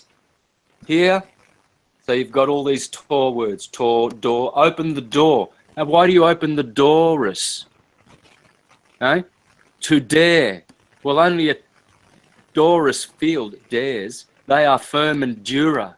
They adore. They are adorable. They are dorado, made of gold. Yes, dorado, because they are Tauruses, golden Tauruses. And the word for road in Japanese is dori. Well, that's Taurus field, because they are the road makers. Rate. Yeah, rate. That's rotate. Tear. Red, rod, radiate, rudder, to do, to do. That's D-O-T. That's okay. Torsion. Tetra, 4 and 3. They both 4 and 3 both are rooted in Taurus. Trio and tetra. Okay. Terror. Terrific. Trust. Why do you trust someone? Right. Well, did we have fun there? Yeah. Great. Okay, because I'm going to give you so much fun, man. You will have your fill. You will be able to be laughing with laughter for months after you learn these properly. You'll be like I am. Every day I'm just blissed out that I've got syncretism down pat mastered. I'm ready to go home because I've got now the labyrinth. Yeah. So we had the firmament here. Firm. And then we had the crystalline sea, the waters above, and the Bible speaks about the crystalline sea above the firmament, and it's very, very fond of the firmament.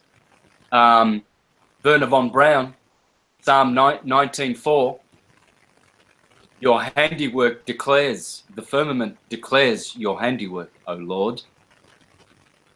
That's the firmament, the stars are in it. That's the watery sea, the crystalline sea. And above that, we've got the primum mobile. That's the dome. Let's just finish off, will we? Reading about our true cosmology Taurus field, guys. I've proven it. And I'm sure there'll be some people that will come to this point in the presentation and it's still not enough for them. Well and good. Watch all my other presentations. Everything I've ever done seals the deal. This is where we live, guys. We live on a horizontal plane and it's stationary. Those are two things that I will die for. Stationary, horizontal, terrestrial plane.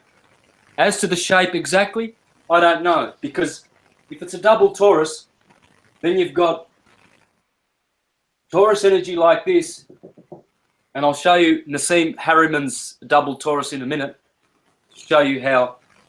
And we've got a, my opinion is, if you've watched David Lapointe's Prima Fields documentary, Prima Fields, you'll see he's got a blue one here.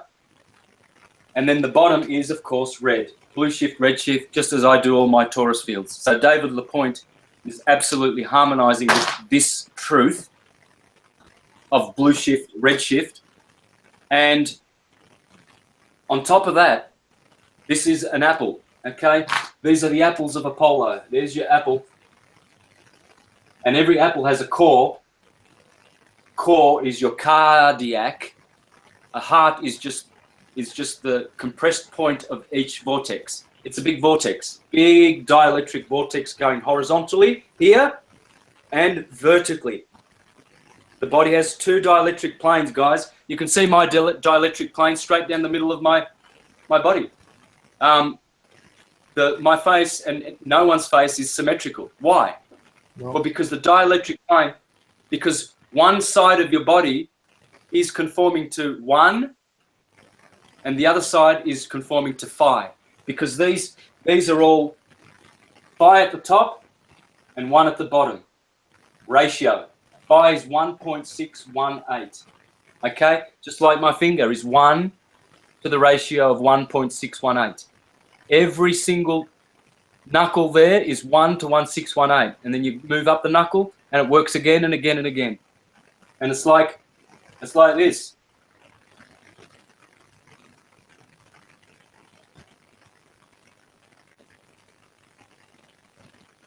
This is 1. This is 1.618. This is 1. This is 1.618. The pentagram. It's all in here. Okay, so continuing on, after the crystalline sea. Lastly, the primum mobile, styled also the 10th sphere, encompasses all the before mentioned ethereal spheres and is continually turned upon the poles of the world. Poles, donk, donk, or south, north pole, south pole, and the outer could be also called the pole. But these, I believe these are the poles, okay, that he's talking about here. continually turned upon the poles of the world by one revolution in 24 hours. So the primum mobile is turning one revolution every 24 hours. The firmament is turning against the primum mobile, guys. The firmament has a different timekeeping system to the dome. Here, the dome is 24-hour. Okay? It's clear as day. I'll read it again. Lastly, the primum mobile, styled also the 10th sphere, encompasses all the before mentioned ethereal spheres and is continually turned upon the poles of the world by one revolution in 24 hours, from the east through the meridian to the west, again coming round to the east. At the same time, it rolls all the inferior spheres round with it by its own force. There is no star in it. Well, there is. It's Pluto. Against this primum mobile, the motion of the other spheres running from west through the meridian to the east contends. Whatever is beyond this is fixed and immovable. And the professors of our orthodox faith affirm it to be the empyrean heaven, which God inhabits with the elect. So what he's saying is, whatever is beyond this dome, this 10th sphere, he says, is absolutely not space, but it is fixed and immovable. Okay? Fixed and immovable. And it's called the empyrean. Empyrean. That's the 11th sphere, I guess you could call it, but there's no such thing. Empire. This is the word of empire, guys. Okay, empyrean.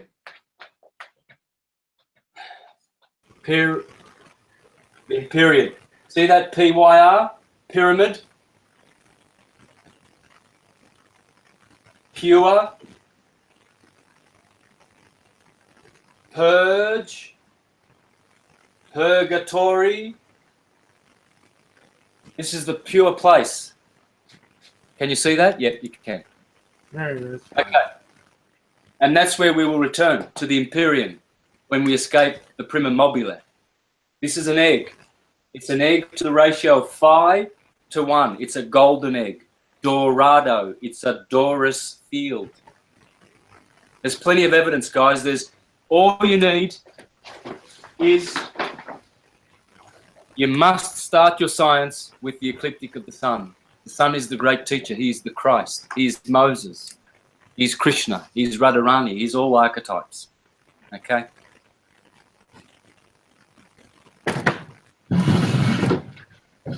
So you've just had the biggest and the best condensest initiation into the holy science that anyone has ever had, because the way I'm doing it now is very, very succinct and concise and very, very powerful. I'm doing presentations in Spanish, Portuguese and Italian, and they're all loving it all around the earth, everywhere. The Portuguese are screaming for... Last time I did a presentation was about 6 years ago. I haven't done anything in 6 years, but now they're on board because of my article that I wrote about Rahu and showing how Rahu is the cause of all eclipses. It is the cause, and Ketu, of all eclipses bar none. And what I want to show you is one of the most famous eclipses of all time, which happened in 1962. So that was a solar eclipse, and Ketu was responsible for that. So what I'm going to do is share my screen with you.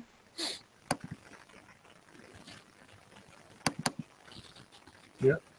Okay, let's reduce that. And let's go into... Get off.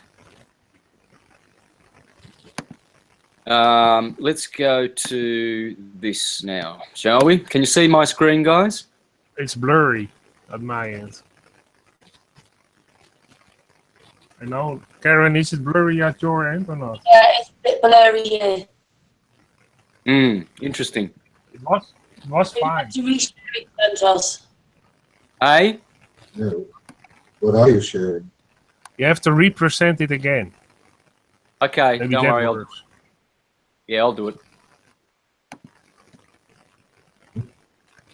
I'm going to show you something very, very interesting, guys, and you'll see how powerful astrology is and how not to be messed with. And I will not tolerate anyone saying it's from the devil or it's a pseudoscience or anything other than true science. I will smack them down. I will run them out of town. They will be silenced. They'll be ridiculed. They will look stupid. They will look totally stupid. I will protect this sacred science, this holy science, and being, you know, probably the most accurate at teaching this science, because a lot of astrologers are clueless, got no idea, none whatsoever. All right, can you see my screen? No, No, it's still blurry, Santos. Yeah, there's something with the whole image. Yeah. It's a blur image of still standing something and no, it's nothing still else. blurry. Now it's Now you're fine. there. Okay, And then, yeah, now you go. how's that? Yeah, Yay. great. Okay, guys. Well, look, what I'm doing here is quite simple. I've gone into an astrological / astronomical site. It's tropical, so it's Western. Okay, this is not sidereal. This tells you the astrological placements of the planets. Okay, now I've punched in the 5th of February 1962. This was the day when all 7 planets aligned in Aquarius, something which is absolutely almost impossible. Let me read from Ptolemy. Now, just briefly, this is what he says about all the planets coming again to the same place where they left in the first place. He says,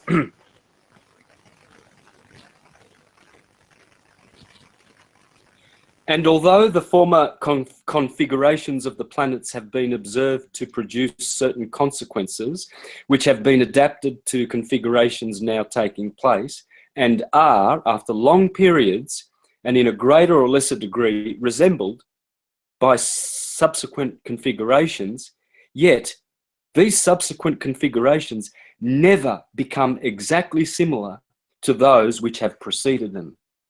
For the entire return of all the heavenly bodies to the exact situation in which they had once stood with regard to the earth will never take place, or at least not in any period determinable by human calculation, whatever vain attempts may be made to acquire such an unattainable knowledge. Well, what he's saying here is quite simple. When planets are found to be in a beautiful, you know, configuration together, there's many of them are conjunct, they're all sort of grouped together in the sky, they come together. That particular pattern, or any pattern that you ever see with your eyes, ever in the sky, meaning the relationship between planets and the stars, you will never see a repeat of that in your lifetime. You'll never see it probably ever, because astronomers know that there's so many different arrangements. It's like snowflakes. They're all different. And there will never be a coming together in our lifetime of certain configurations of planets. Now, on that day, you can do this yourself. 5th of February, the middle of February, the 5th, it's right, it's in the middle of Aquarius. The 5th of February gives you the 15th degree of Aquarius. The 15th degree of any sign is the middle degree of the sign. So what we're going to find here when we click on, we're going to find that the eclipse of that day was the moon and the sun were together in the 15th degree of Aquarius, in the middle. Okay, so that's how you can tell. Just add 10 degrees, 10 numerical values to 5, so you go up to 15. Add 10 to 5, and you get the degree in the sign. That's how it works. It's quite simple. Put in 5:30 and Brisbane, Australia. Okay, because as you'll see, this eclipse here started over. Oh, really? I should have put Perth. Yeah, no, I don't want to do that. Hang on. Let me just fix this, guys. I've given you the wrong time. I'm going to put 7:30, and I'm going to put Perth, because what you'll see here is that the eclipse. We're going to see a video about the 1962 eclipse here. Okay, and you'll see here that this is where it happened.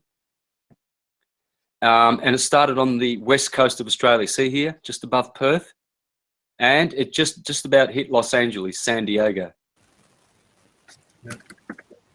All right, can you see that? That's 1962, the beginning of Aquarius, guys.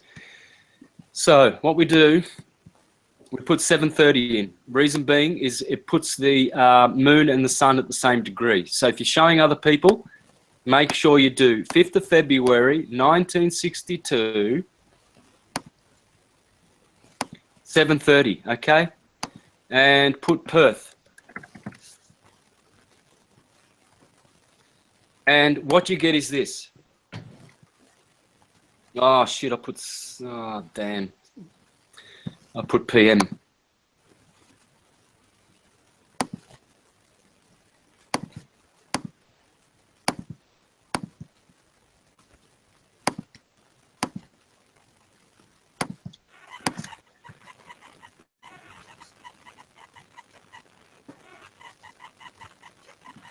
Alrighty, so this is what we get. Now, in the other one, I had 5:30, and all these planets, all of them in the middle of Aquarius here, you can see, they were all here rising. Now, no one saw any of these planets, I can guarantee you. Why? Because they're all within 15 degrees of the sun, under the beams. That's why all the photographers that were out watching the eclipse in 1962, on the 5th of February that morning, this is morning, you can see it's 7:30 in the morning. Here is the midday point, the meridian. So it's anti-meridian, it's AM. And you will never see, look at this, Mars and Saturn, the two malefics, virtually on the same degree, 2nd and 3rd degree of Aquarius. Here is the moon and the sun on the 15th, smack bang in the middle, conjunct Mercury retrograding, 16 degrees, Venus 17 degrees, Jupiter 18 degrees, 15, 16, 17, 18. From 2 degrees to 18, that's spanning 16 degrees. All 7 visible planets were invisible but conjunct on that day. And in Aquarius, all of them, every single... I've got a cousin who was born a year earlier than me. He's Aquarian. He was born with this configuration. I've got another friend where I was born who's got this. I've got a flat earth vegan friend up here in Queensland who has this. It was born in February of 62, and they've all got these amazing charts where they've got all of these planets. You'll never see this in a billion years again, guys. And yet, this ushered in the 50-year cusp and the convergence point of the two signs, Aquarius and Pisces. Pisces, the cusp of Pisces ending began there and ended in 2012, December 21st, 2012. And this is 50 years earlier, 1962. That's when Aquarius began and Pisces ended officially in 2012. Okay, now notice Neptune over here in Scorpio. Neptune entered Scorpio in 1956 when Elvis started shaking his pelvis. This is the generative system. Neptune is very sexual. This is the sexual hippie revolution from 54 to 1970. Neptune was in Scorpio. I was born with Neptune in the 15th degree of Scorpio.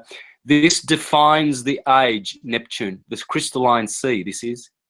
Pluto was in Virgo, and Uranus was in Leo, opposite Aquarius, his true home. And look at that square. Look at that square, man, and that sextile. That's all that's in the sky. One square and one, oh, well, there's actually a few squares. There's 1, 2, 3, 4, 5. All these 5 planets are squaring with Neptune. So that's 5 squares and 1 sextile. What a simple sky it was, man. And yet, why there would have been thousands of photographers that all they would have seen was the sun on that day, right? And this is what they would have seen, guys. Here is a what do you call animation? And notice in the middle here, I'll try and make this larger. Notice in the middle, it gives you the altitude of the sun, 70 degrees now, and the direction. All right, look at the shape of this, how it's coming from the right and then going back up. It's coming from up. Here's totality, maximum eclipse, and there goes the moon up again. Well, that's easy to explain, of course, because what it's doing, So there it's at, all right, well, what it's doing is this. See that turn here, right? That curved path of K2. By the way, that was K2. See where the sun is, 15 degrees of Aquarius?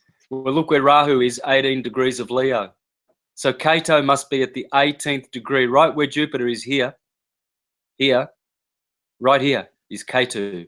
K2 caused that eclipse. And when you look at those little discs that are in front of the sun on the eclipse of the 21st of March 2015, all those people in the aeroplane, and they saw all those little discs covering the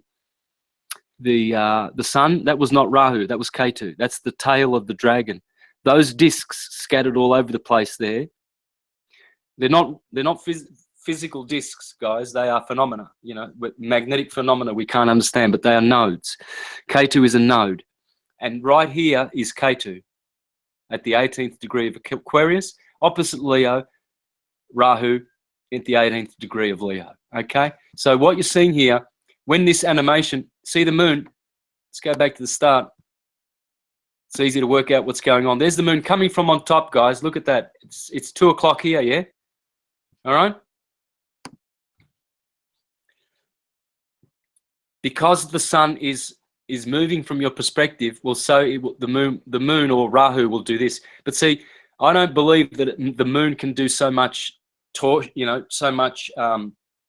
contorting and distortion of her straight linear ecliptic. I believe that this is the node Rahu behaving like this. It's so small, and it manages to suck up the light of the sun and cancel its light, that it just has this particular trajectory. Okay, so if you go to Wikipedia and you put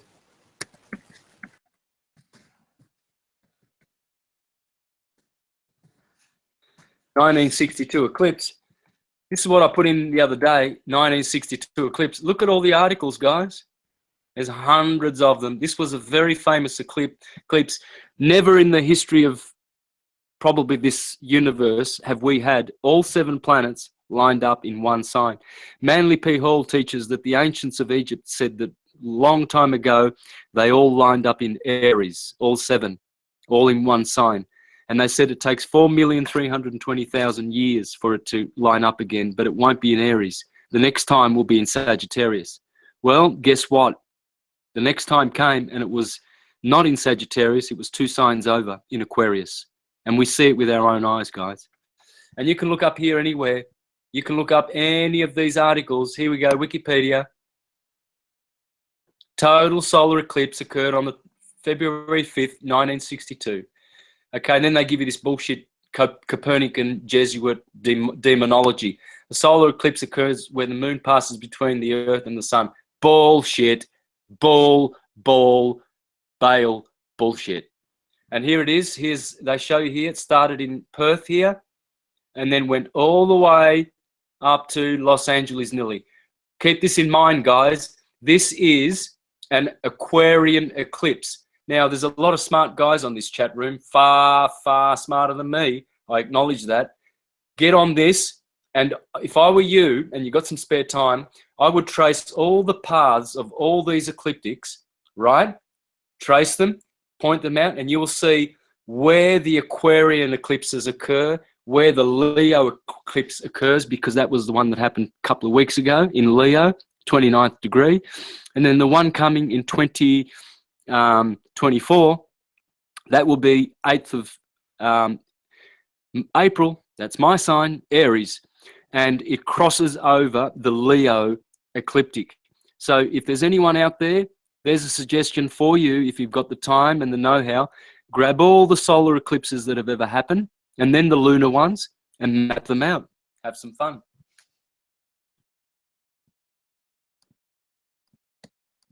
All right, guys, hit me with some questions, I guess.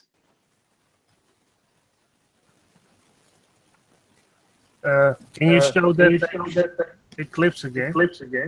Huh? The eclipse that you just showed. Can you show that again? Yeah. The animation? Yeah.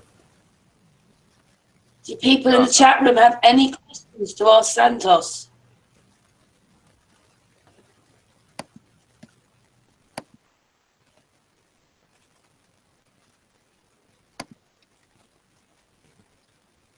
You want the animation? Here it goes. Yeah. You tell me how that happens, man. That is phenomenal. It's obviously not the moon unless the plane we're living on is much smaller than we think it is. And can you if the pause sun... it here? Hey? There's a bit back and just pause it. Just a little bit more, if you can do that. Yeah, that's right. And then the screen a little bit lower, so you can see the top of it. Yeah. What is striking to me is that the top point, where it's now crossing, where the two lines above are crossing each other, that point, it almost looks like it is stuck to that point. That the moon, like a clockwork, goes sliding on. It almost is if it's locked on that point, and then comes across like a swing. Or is it just me?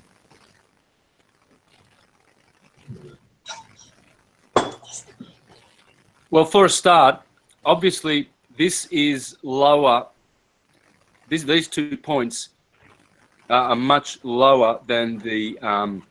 I believe this thing that's going in front of the sun is slightly smaller than the sun, or very much smaller than the sun. So when we get to here, the total eclipse. Oh no, we've got to go forward.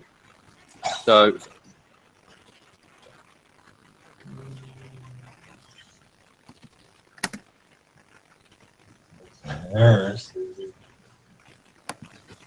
Okay, there's totality there. Yeah. You can see it's smaller. That line. Yeah, indeed. It's smaller. But you know, the goal of the globe is to laugh at flat earthers who are suggesting exactly what their eyes tell them, that the moon and the sun are the same size or close enough. Whereas they want to tell you that with all the spinning, wobbling, hurtling, thrusting, rotating, orbiting mechanisms of the solar system, that the sun being 400 times bigger but 400 times further away, they don't think that's funny at all. You know, they don't think that's strange at all, that the moon totally blocks the sun perfectly predictably with all these wobbles and upside down thrusting.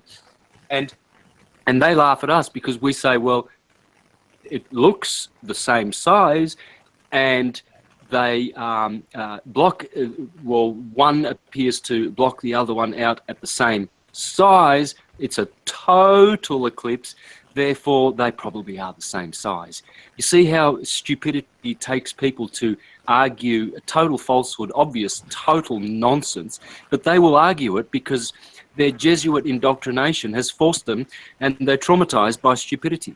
So they will defend their stupidity, even to the death. They're idiots. Yeah, and that the cause of that is that because at schools it's taught in a wrong way. At a young age, they teach all the children the wrong shape of the Earth and the wrong distances of the planets and everything.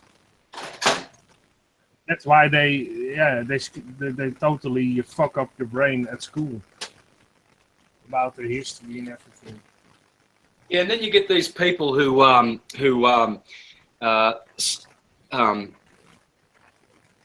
they've seen the moon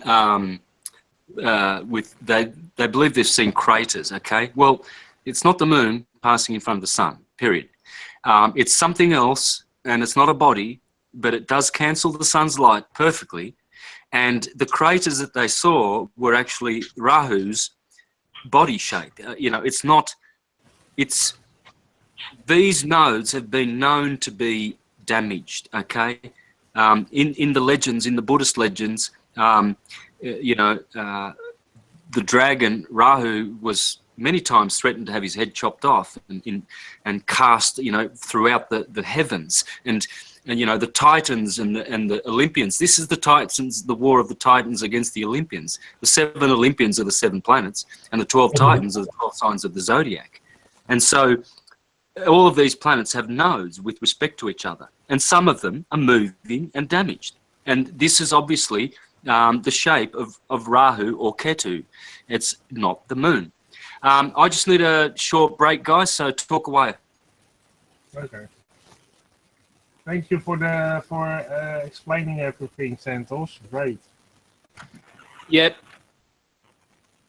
I'll just mute here because I'm just going to be preparing a nice drink, and I'll mute away so I can hear you still. And okay.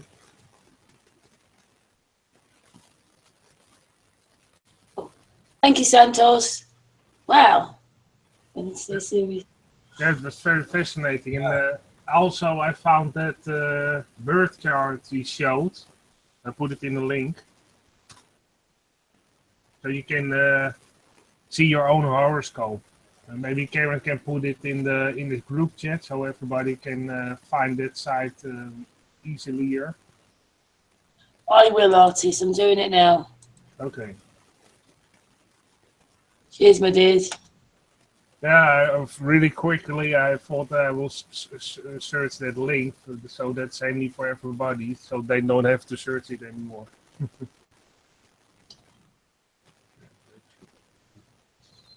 You have to go all the way, scroll all the way below, and then you can type in your birth date and birth time and location. And it will calculate the signs in your birth. Aaron, oh, there's 2 people asking that. Okay. Yeah, it's a question to Santos. Santos, you have to come back. There's questions for you. They're for you, Santos. Well, let him take his drink first. Let's go. it's cool, guys. He's I was fixing only- the drinks. All right. So now, Several I are about if you're actually knowing have some people about the 23rd alignment. Remember? no. The 23rd alignment is all a crock of BS because they are using sidereal astrology and not tropical. So in other words, they're seeing these stars in Virgo, but tropically they're not in Virgo. They've moved on. They're in Libra. So The whole not houses, all the signs. You need to take the signs static. What you mean. Instead of turned as we see it in this position. There's another fixed position you do it from. I mean, I don't understand what you're saying. Aren't you talking about the 23rd of September? no, the way you want to say the difference between looking at how you look at it. What is the main difference here? Are the 12 signs, are they static or are they dynamic in the sense that we see it as we see it now, or is there a certain fixed position we have to look at it? It depends. I don't know what you're saying. Are you talking about the people who are saying that the 23rd of September is going to have some astrological meanings for us? No, what you were saying about the difference between how you look at it. You have the 2 astrological ways to look at it. The Sidereal and tropical? Yeah. Yeah. Oh, okay. Well, it's quite simple. The Jyotish astrologers in the East, they have a sidereal system, which is what you see with your eyes. It's sidereal means the stars. So you're actually now seeing the moon is in Virgo, but in sidereal, you look up. the sun is in Virgo, right? It's the 1st of September here, so the sun is in Virgo. Okay, it's but sidereally, it's not. You can see with your own eyes, the sun is still in Leo. Okay, Yeah. but in the West, these are the tropical points. Our astrology is tropical. Our Western astrology is tropical. It's not sidereal. Sidereal is more like astronomy. It's like the true astronomical position. So if you look for the sun now, they'll tell you that the sun is in astronomically. They'll say it's about 10 hours right ascension in Leo. It's not in Virgo, but that's astronomically. That's what your eye sees. That's sidereal. The Hindu astrologers, they've gone with the precessional slippage. We in the West, we have not moved for thousands of years because nothing moves here. Nothing. The firmament and precession is going backwards with comparison to the tropical points. Okay, it is slipping. Yes, that's why we're in the age of Aquarius now, because of the backward precessional slippage. Okay, but tropical astrology is the natural system, which is based on the ecliptic. See, the firmament, the ecliptic, in the firmament, that's where the tropical astrological signs are. They are on the ecliptic. So in other words, this is 0 degrees right ascension of meridian. That's where everything starts. Ran, okay? Ran, right ascension of meridian. So these points here, they are all right ascension. Here is 2 hours right ascension, 4 hours, 6, 8, 10. So Leo, the sun in astronomy, the sun is about here in the middle of Leo right now. But in astrology,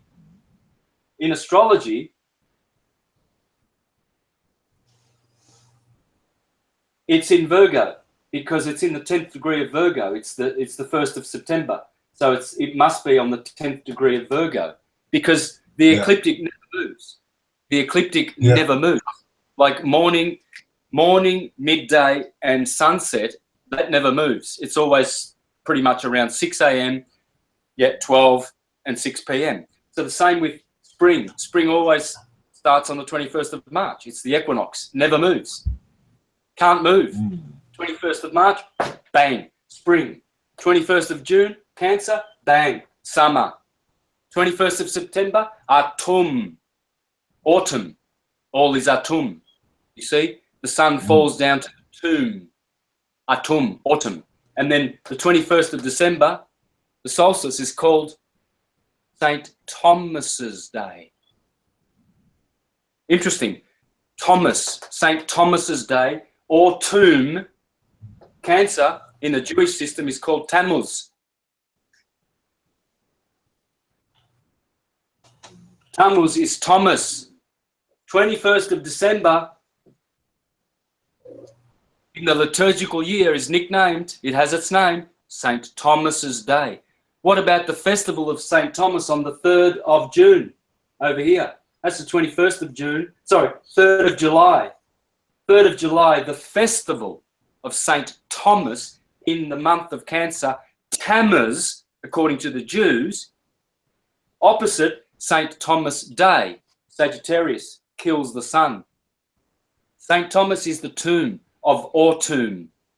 And when the sun goes down, he gets crucified on the solstice, and 3 days later, it's Solis Invictus Deus Nati Day, the day of the invincible sun, Christmas. Capricorn is a Capricorn with a Virgo rising, and he's going up to Jerusalem. The goat, the capricious goat, Capri, goes up to the crabby crab. And the crabby crab is crabby because he's got to go down again and wane. But the goat, he climbs the mountain, Capricorn. He's a mountain climber. Yeah. It's all science. It's embedded in everything. It's everything. Wave amplitude gives crabby Cancerians and capricious Capricorns. Wave amplitude. Earth, cardinal water. See? Cardinal fire, cardinal air. Aries and Libra. Ptolemy says this about these cardinal signs. Here we go. May I say something? Oh, Yes. You did. Yeah, Santos, I agree with you. 1,000 and 1,000,000%, because from my perspective child, the moon doesn't have dark side, so it can't come before the sun, because he have only one side, so he can't do this. Spot on. Did Spot I, on, sister. yeah, I explain my stuff good. Yeah, well, that's why you can't see the other side of the moon. And you notice you can't see the moon absolutely does look in between two-dimensional and three-dimensional. There's no doubt about it. I mean, even those nodes, when you see them, Venus going past the sun, you can see clearly that's just like it's just a disk. It's just a light. It's some phenomena. It's a nodal point. It's a crossing of two waves going out of phase, and then they're coming out of phase and then back going into phase, like so. Instead of being so perfectly in phase, they are actually like pretty much like this. And so these are little points where they cancel out. You know, I mean, that's pretty rough what I just did there, but yes. So pretty obvious that the moon is, you know, a disk. Yeah. Here we go again. This is told me. The equinoctial signs further indicate the circumstances liable to happen in ecclesiastical concerns. Okay, so he just said this. This is how you understand astrology. The equinoctial signs, Aries, the Lamb of God, hence the judge wears the wolves, a judge who is a wolf in sheep's covering, he will wear his lamb's wool because Aries is the judge. Krios in Greek. Krios.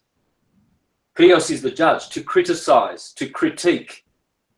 The ram, right ascension of meridian, 0 degrees. So he is the judge with his wool, he's criticizing, he's critiquing.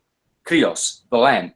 And opposite, outside the courtroom, you'll see Venus, the ruler of Libra, with blindfolded with the scales of Libra, judging, because this is the balance point. Libra is always here balancing the two halves of the scale. Hence, Ptolemy says that this axis here is ecclesiastical. Pay attention. Remember what I said about the tropical signs, Cancer and Capricorn?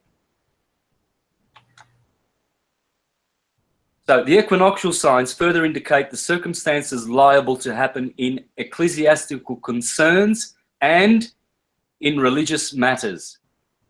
The Lamb of God. The tropical signs give warning of change in the atmosphere and in political affairs, because this is the priest axis, balance, and this is the king's axis, unbalance. The king is unbalanced. The priest is balanced. He practices holy things. The king practices secular things. One is sacred, one is secular. Okay?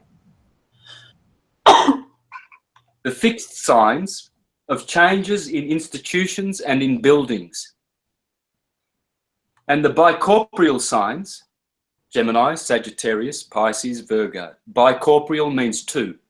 Two twins, two fish, two natures, horse and man, and Virgo is, it's like a hermaphrodite, two natures in one.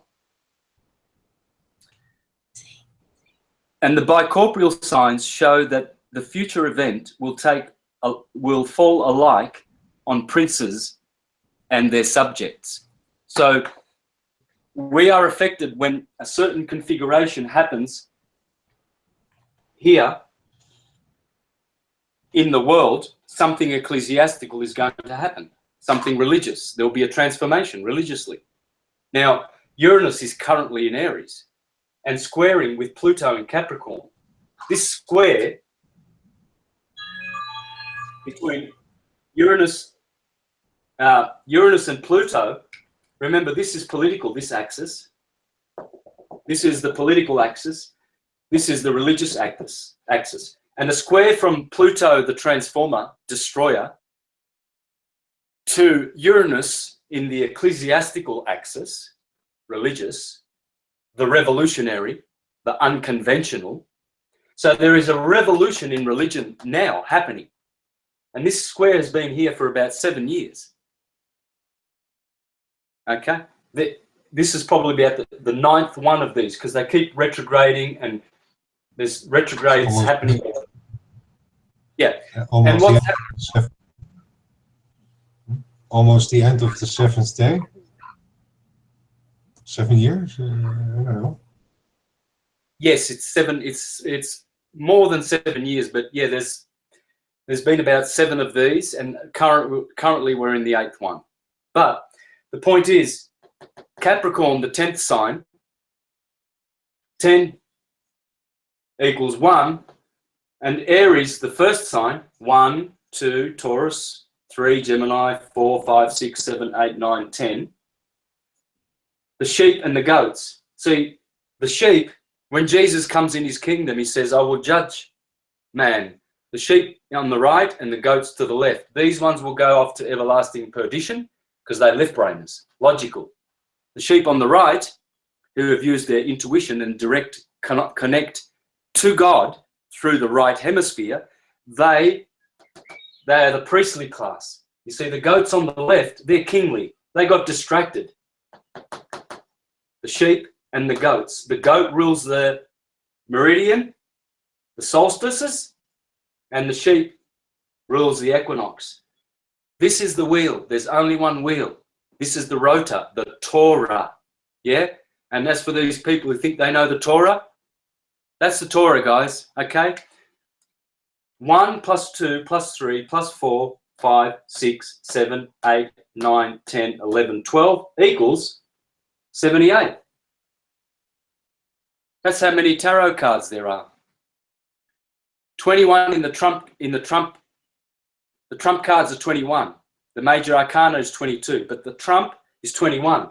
1 plus 2 plus 3 plus 4 plus 5 plus 6 equals 21.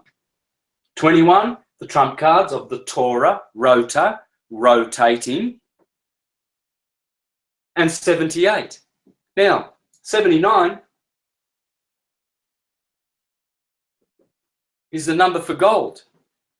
And Aries is the gold of the sun, the golden fleece of the ram. Jason, Jehovah's son, like Samson, the small son, they are always running around with their Jason's 12 journeys, yeah? He's looking for the golden fleece, isn't he? While the sun exalts in Aries. Why? Well, because that's the Lamb of God. That's where the Hebrews, after coming through the Red Sea, redshift, they cross over into the Passover and celebrate the Passover lamb. At Easter, Nisan 14, smack bang in the middle of Aries, the golden Lamb of God, every year. And the Christians, they celebrate the resurrection. Resurrection and exaltation are the same word. In astrology, the sun exalts in Aries, gold. AU, gold, 79. 78 is the number of 12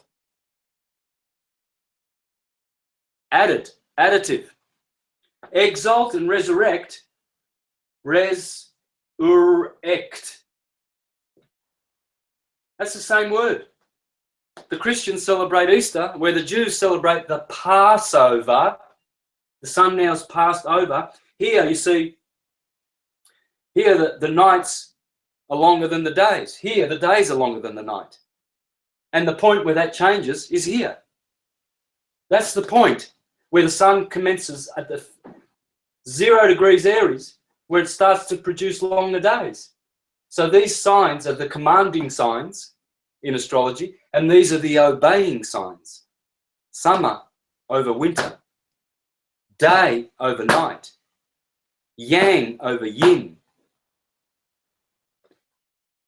And Jesus gets crucified, the Son gets crucified in between two thieves. One thief here, one thief here. The one to the right of him says, Jesus says to him, today I will be with you in paradise. Yeah, because paradise is the heaven heaved up. And this thief, this is the good thief because this is the good season.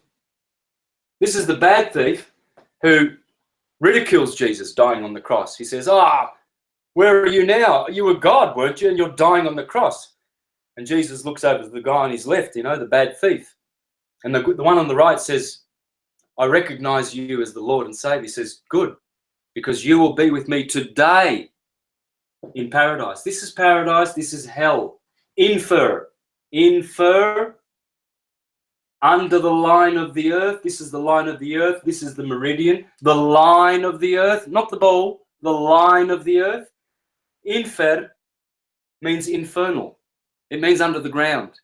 And it also means invernal, winter. Okay, so what we have, this is how to decode the Bible in all Bibles, not history. Santos, is that also where the word inferior comes from? Inferior? Of course. Like inferior, yeah.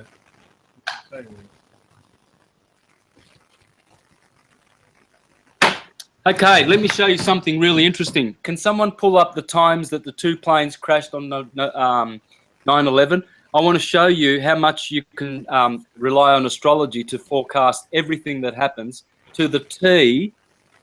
To the T. What we're going to do is we're going to pull up.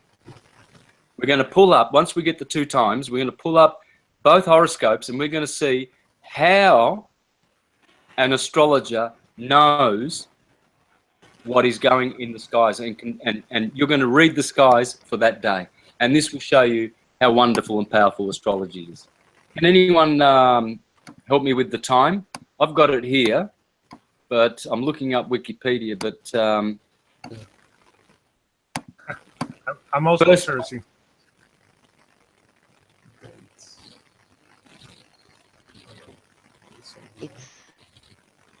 It's so naive to believe the moon is make the eclipse. It's on the same level of the ball. The same level. it is. Yes, it is. Yeah, and gravity too. Yeah, I believe it crosses through the sun. It goes. It's orb or whatever you want to call it is crossing through the sun. Okay, I've got one. It's 9:03 a.m. Hijackers crashed United Airlines into the tower. Okay, we've got 9. Okay, 8:46. Here it is, guys. Let me share my screen. I have to share my screen anyway, and I'll finish with this, guys. Oh, we can do questions. It depends. Mm-hmm. Oh, I've got a question waiting, Santos. Yeah. After already.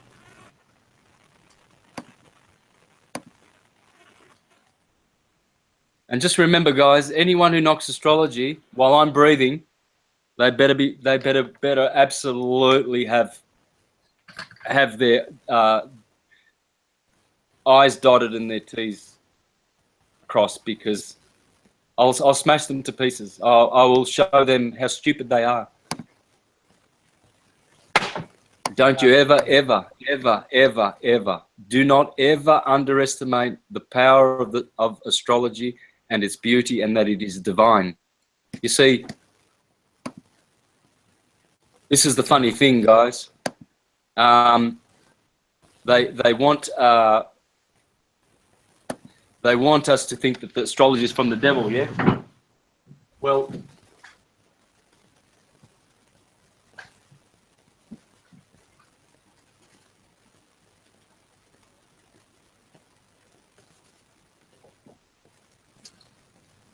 8. Are those good words? Divine source? Yeah, are they good words? Yeah. They're great words. I love the divine, yeah? Because I'm a diviner. Yeah? And I'm a sorcerer. Oh, So- yeah.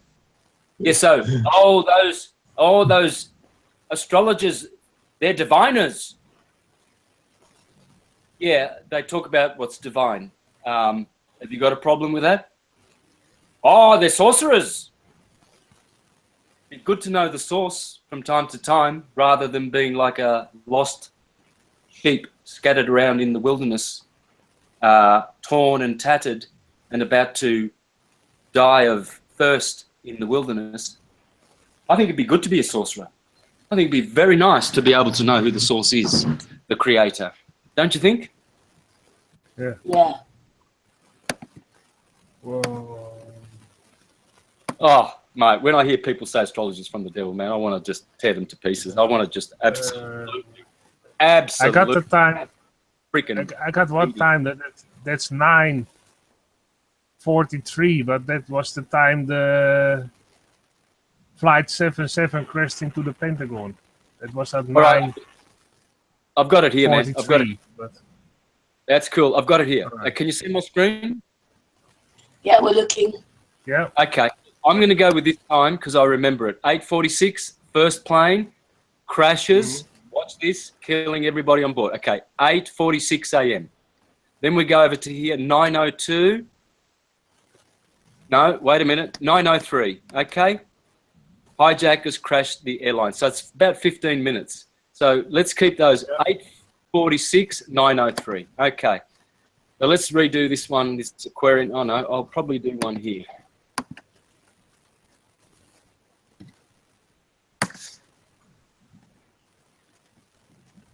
Click on here, free chart. And we put 11th September 2001, 8:46. yeah.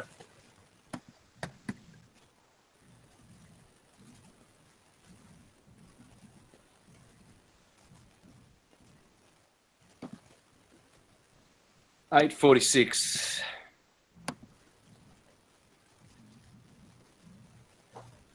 Okay, pay attention, guys. Now we'll pull up another one.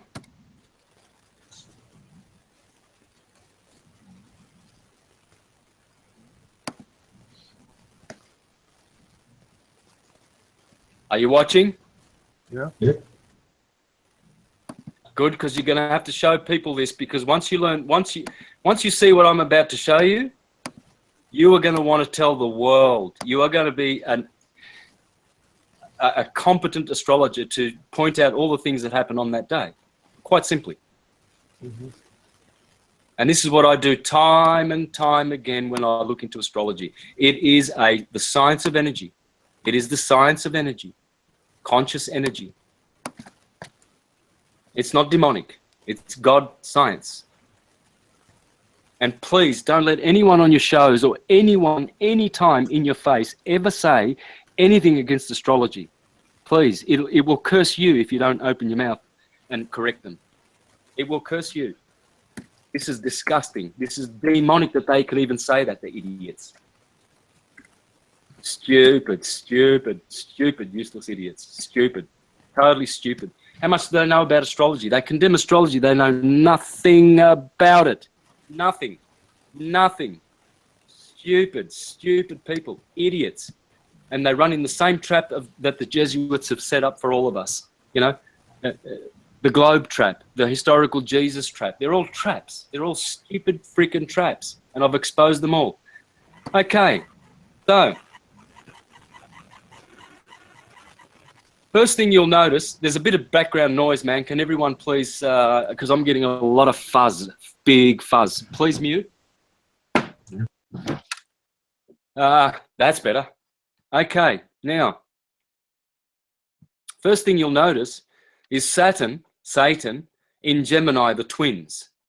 Okay, now Saturn, as you'll see, is right next to the moon in Gemini as well. Now, what's going on is he is squaring with the sun. There it is. There's the sun. Okay, it's 8:46 in the morning. First plane crashes. Mercury is right. The messenger of God is right on the eastern horizon, just popping up to give the message. How many transmissions of messages occurred on that day? I mean, there was news outlets. This was communication on steroids. There is Mercury in a sign of communication, air, Libra, justice, rising in the 14th degree, on the 14th degree of the ascendant, telling the world what the sun is witnessing. The sun is squaring with Saturn in Gemini from Virgo. Of course, 9/11 is Virgo, yeah? And squaring with Pluto, the destroyer. Pluto is directly opposite the sun. 12 degrees, 14 degrees. Destroyer, destroyer. Okay? Now, Saturn is in the 9th house. When the first plane hit, Saturn was in the 9th house. When the second plane hits, you can see Saturn and the moon have entered the 8th house. The 8th house is the house of death. The 9th house is the house of travel. And they're all there. Jupiter, North Node, Moon, Saturn. Very telling. This is the house of long distance travel. Opposite, short distance. This is domestic travel. This here is international, more or less, or long journeys, period. Okay, now, Saturn is a killer in the twins. He is in the house of traveling, flying, Satan, and this is when the first plane hits. Then, when the second plane hits, I better get rid of this Skype. Then, when the second plane hits, Saturn has just entered the 8th house, the house of death. And the moon is smack bang in the middle of the 8th house. The moon is the one that controls everything. She has caused what? These two have caused death. This is death. Even though I don't believe 3,000 people died, I believe those all floors were empty. The planes were a holographic type projection, and the weapons they used were, nano super duper whiz bang technology. And the floors, there's plenty of evidence that there was no one actually occupying and renting any of those floors. So hence that small pile of dust at the bottom. And that's why they fell so quickly as well. But the point is, it was the death of something. The moon is symbolizing death in the 8th house, which is the house of death. Okay, now this T-square, this rectangle, triangle that the sun is with these two destroyers, these red devils, Pluto and Saturn, in a mutable sign. See, everything's mutable. Whenever things of major event happen in mutable signs, big change. Mutable means to mutate, and they are bicorporeal signs. So Gemini is two twins, Virgo is two natures, Sagittarius is two natures, and Pisces is two fish. They are unique, these four signs. They cross each other. Then you have the tropical points, Aries here, and Libra, and Cancer, and Capricorn up here. You'll notice it's the other way around from the graph that I did. Yeah, well, that's because the astrological signs go around anti-clockwise here, but the planets and everything, they go around clockwise. Everything is turning clockwise 24 hours, but the order of everything is going anti-clockwise yearly. So the signs must be going this way. But it doesn't matter. They're only graphs, okay? And intelligent people will not get confused. Now you'll notice a grand trine as well. That's beautiful. The blue shift, those blue lines in the middle there, they are all good. They are harmonious trines.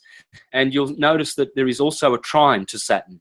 So Saturn is also being trined. So in other words, there is some good in this. There is some kind of a,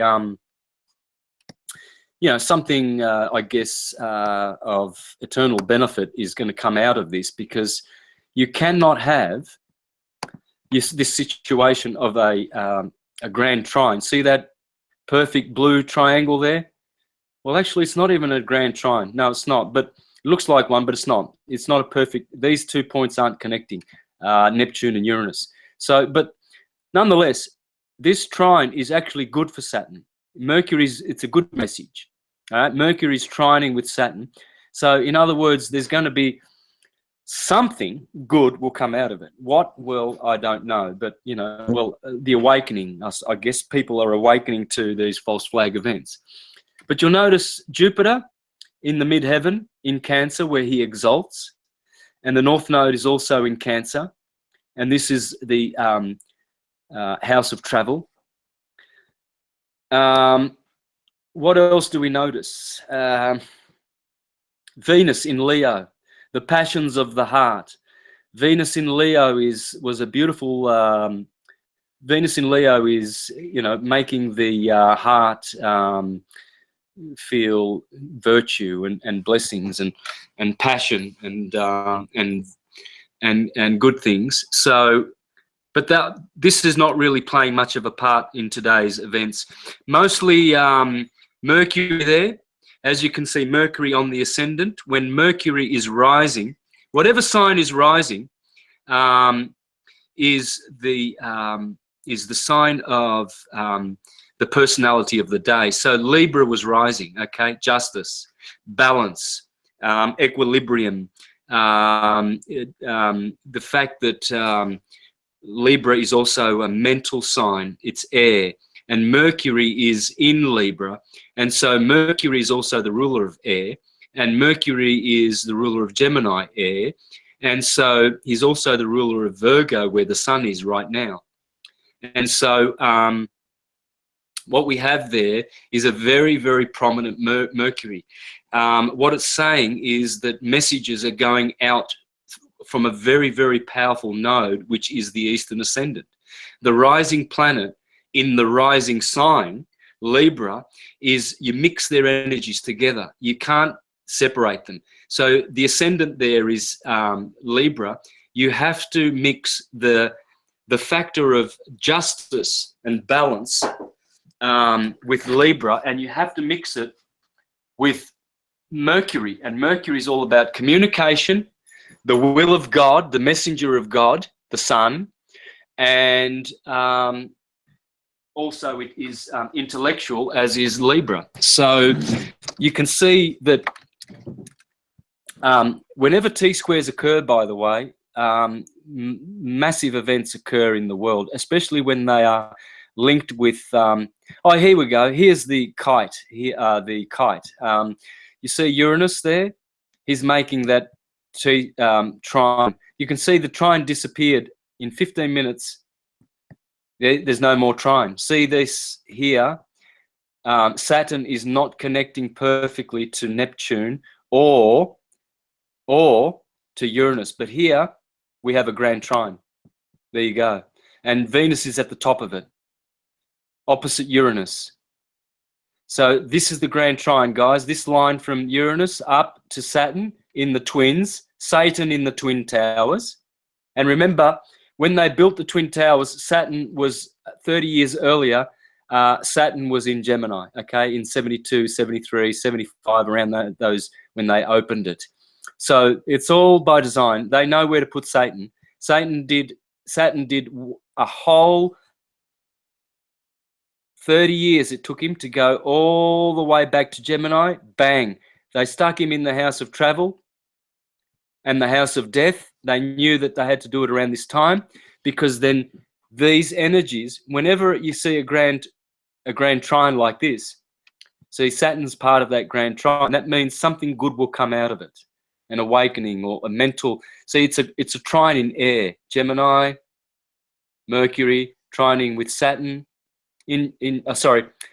Libra, Mercury in Libra, trining with Saturn in Gemini, trining with Uranus in Aquarius. And Uranus was where he's supposed to be, in Aquarius, because that's his. So this is the return of Uranus, more or less, making his orchestrating this grand trine and kite with Venus. And all of these positions, guys, I mean, Mars and Moon. Mars on the 27th first degree of Capricorn, and Moon just entered Gemini. And this opposition, Mars does not like aspecting like this with the Moon. Only if the Moon is waning, and it is a waning Moon. There's the Moon. She's going to be, in 7 days, she'll be with the Sun. So she's waning. Yeah, opposite Moon is over here where dark Lilith is. And then she's been going that way. So Mars is comfortable. Mars and Venus love to aspect with a waning Moon.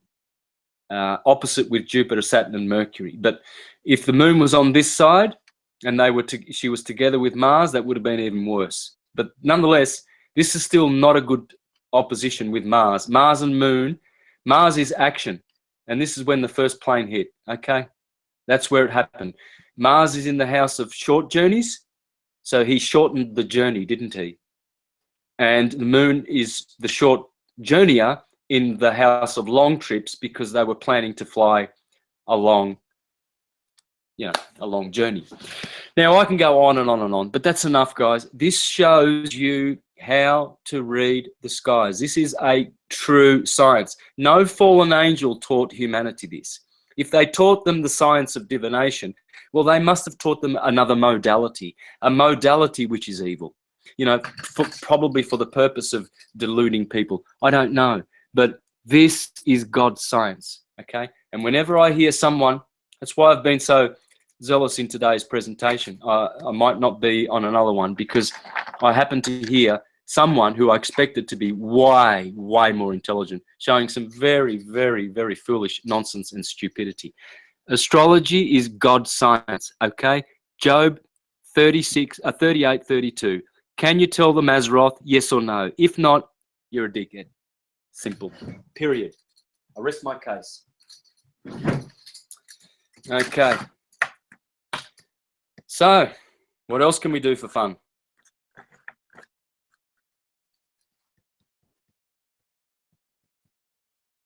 Are you there?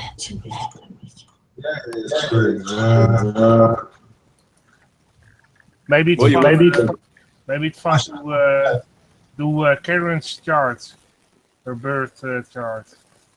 Me? Oh, yeah. Yeah, because you're the son of basically the Sun and Moon Grove mother.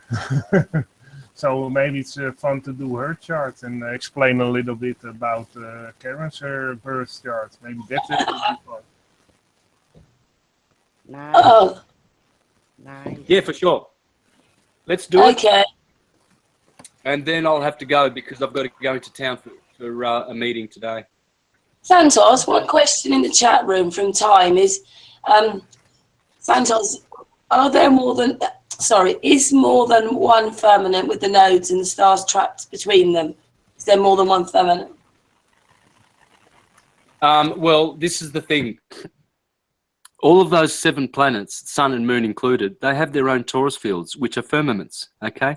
So they've got their own glassy crystalline structures surrounding them, and they all interact with each other, but somehow they are said to be in the firmament. Genesis tells you that in the 4th day of creation. He put everything in the firmament. The Greeks, Anaximenes and Anaximanders, said that the stars were nailed into the firmament. Okay, so what we're looking at is a torus field, and the outer edge of it, and those stars are just luminous parts of it as the dielectric and magnetic intersect with each other and create like a lattice of, a carbon type structure that is surrounding our beautiful golden egg.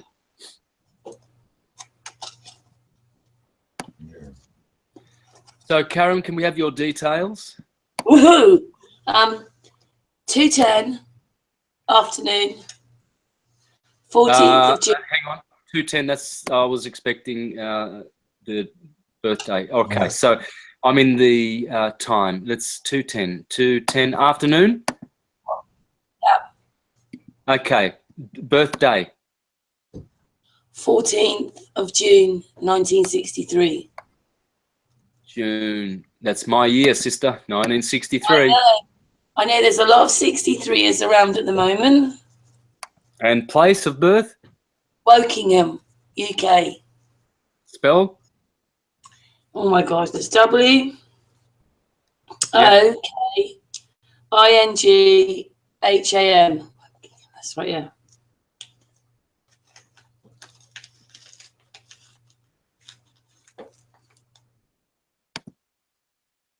$2.10. Can you guys see my thingy here? No, okay. You can't see my screen now, can you? No. Let me see you. Okay, I went off that. Okay, I'll start again. Sharing the screen. All right, can you see that? Yeah. Alrighty. First thing I notice here. Mercury just slipped out of Gemini. That would have been much more powerful, this combination with Venus. This is beautiful. Whenever you see people that have Venus-Mercury conjunctions, they are great sweet talkers. Very, very sweet when they speak. They're very soft, very intelligent, very intellectual, musical. A lot of actors have these, like Johnny Depp. I've noted many people have the power of the tongue, great powers. Elvis Presley, Michael Jackson, Muhammad Ali, what he could do with his lips in the ring was he was able to absolutely confound people with all that sweet talk. He would blow them kisses. He would say, I love you, you know, and in the middle of a fight. That's Mercury is your tongue, your communicator. Venus is your virtue. Now, both of these are right of the sun. If they were on this side of the sun, they would be less virtuous. It means that they rise. They are vespertine. They are easterly. They rise before the sun. It's a morning rising. So their glory is even more, okay? Because they are right of the sun. If the sun's here and something is rising first, it has more strength because it is before the sun. So Venus was a morning star when you were born. So 7 hours earlier, way over here, you would have seen Venus in that morning as a morning star at twilight, and then 5 years later, here you are. 5 hours later, you are born after midday in the PM, post meridian. So, but what you've got here is a little bit of trouble, though. You've got a T-square going there. See those red lines from these bad boys? Bad boys. Yeah, you might as well keep your mic on, Karen, so you can interact with me here. See these? This is Mars, Pluto, and Uranus. Okay, this is a T-square. Saturn retrograding. This is a little bit of trouble. Okay, now where the trouble is this one's pointing to the social life and friends. Lots of activity. You got some very eclectic friends, eclectic relationships. Uranus in Virgo. This is all eclectic. All of this energy. Pluto, transformative. Mars, heroic. So this is how you act and interact with your social life, clubs, institutions, organizations, etc., and friends in general. Socially, this is how you behave. Very active. This is you, hero. Very eclectic. Unconventional, transformative, can be destructive. Watch out, friends who are on the wrong path. Karen will absolutely shut one door, and open another one for them. Totally revolutionary, transformative. Sun, this is good for you and long journeys. Great for you to go traveling abroad. Same with these two here in the house of traveling abroad. Mercury, Gemini in the 9th house means you will do many travels abroad, many long travels. The sun is here. Sun loves the 9th house. It's the favorite house of the sun. This is where he is the most benefic. So you are receiving visions and dreams and spiritual insights beyond any other, all things being equal, other people. Vitality. You have mastered the hermetic sciences, or at least you're on your path to, depending on the progressions, which I should have done. I'll tell you what, I'll do this again more thoroughly. I'll do the progressions as well. Now let's test my memory, okay? You're watching me in real time punch in your details. That was slow. Karen. I'll use that one. Female. 14. 14. No. Let me. I'm testing my memory. Remember? Oh, okay.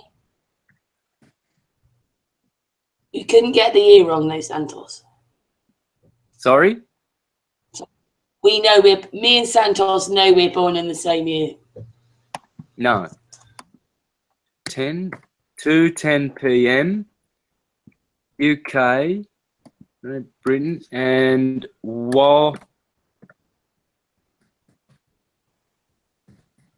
Wallingham? No, Wokingham. Ah, right. See, there you go. My memory failed me. But it's all right, sir. That's Wokingham, England. All right. So there's you, Karen. 14th of June, 63, 2:10, yeah? Yeah. PM. Right, what we're going to do is we're going to progress the chart. So we're going to have natal, and progressed. So you'll see the same configuration as before, exactly the same chart, but you're going to see progressed green planets on the outside. See all these are going to affect today, the year you are in now, okay? You see the sun has progressed 54 years from your Gemini, Gemini sun was here in the natal, but now in the progressed, the sun has moved 54 degrees for the 54 years of your life. It's now up to first. Oh my God. Hang on a minute. Yeah, guess where your sun is? On the no, wait a minute. Natal chart and progressions for 1st of September. Well, your sun is in the 1st of September. There you go. Oh, it's now. Yeah, something's wrong with that though, because this sun here is in August. It's now in August, not 1st of September. So here is the 25th of July. Here is August. This is about the 5th of August. So something's wrong with this. Probably I won't worry about the progressed charts. That sun looks wrong. But anyway, going back to your chart. So where do you excel? Well, first of all, your destiny is here with the North Node, okay? So maybe we can go back to the other one. I like using the other one for teaching. Reason being is because when you highlight it, it shows you the aspects. So North Node, this is your destiny, career, public life. Your public reputation needs to be protected. And you need to, well, pay attention in that area, I guess. North Node is where you are going to fulfill your chart. In other words, if you don't pay attention to where the North Node is, it's a life wasted. So the 10th house is all about dignity, honor, glory, your public reputation, how you operate, your career, and what your career means to you. So get it right in that area, okay? My North Node is here in the 12th house. That's the house of enlightenment. Well, I think I'm on the way to enlightenment with my syncretism. Yep, I'm doing what my North Node requires. Here you have a Pisces moon, like I do, very similar in that respect. Pisces moon, very sensitive, needs reassurance, very dreamy, very visionary, and lots of other great virtues with the Pisces moon. Beautiful. You've got Saturn in Aquarius, lucky girl. I had Jupiter. Yours is in Aries. My Jupiter was in Pisces. What does that mean exactly then, Santos? What's that? You're explaining, oh, that's nice there and that's nice there. So what does that mean then? Well, Saturn or Jupiter? I said two things. Each one.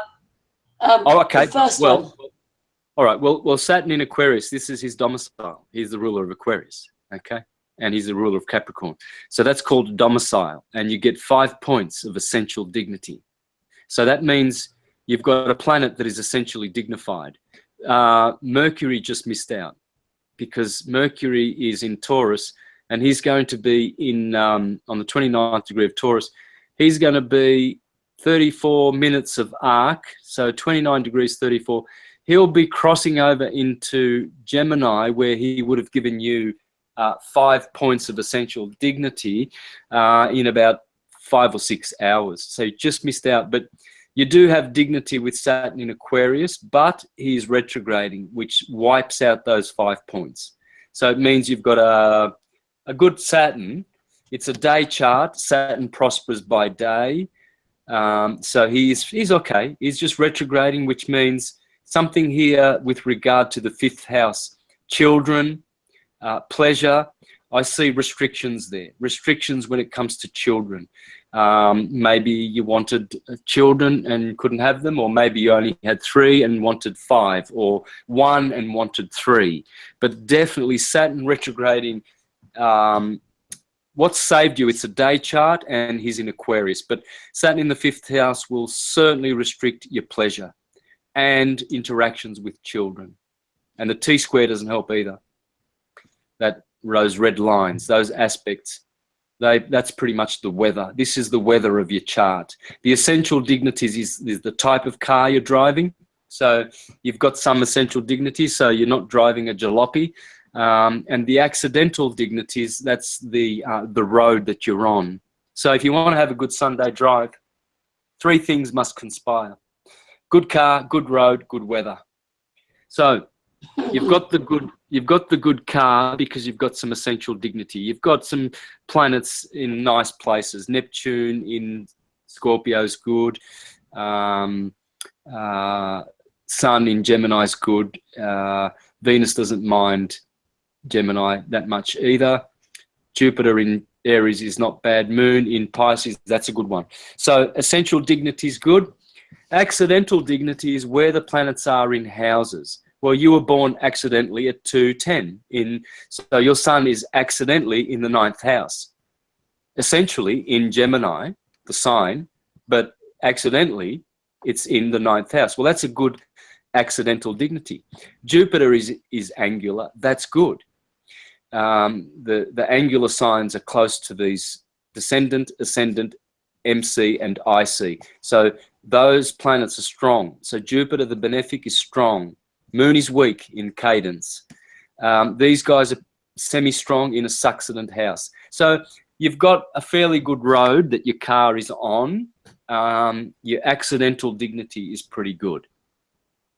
Now the weather are the aspects, and you've got a T-square which is not good. I mean, the weather's not so good. Okay, so there's going to be some weather bumps as you.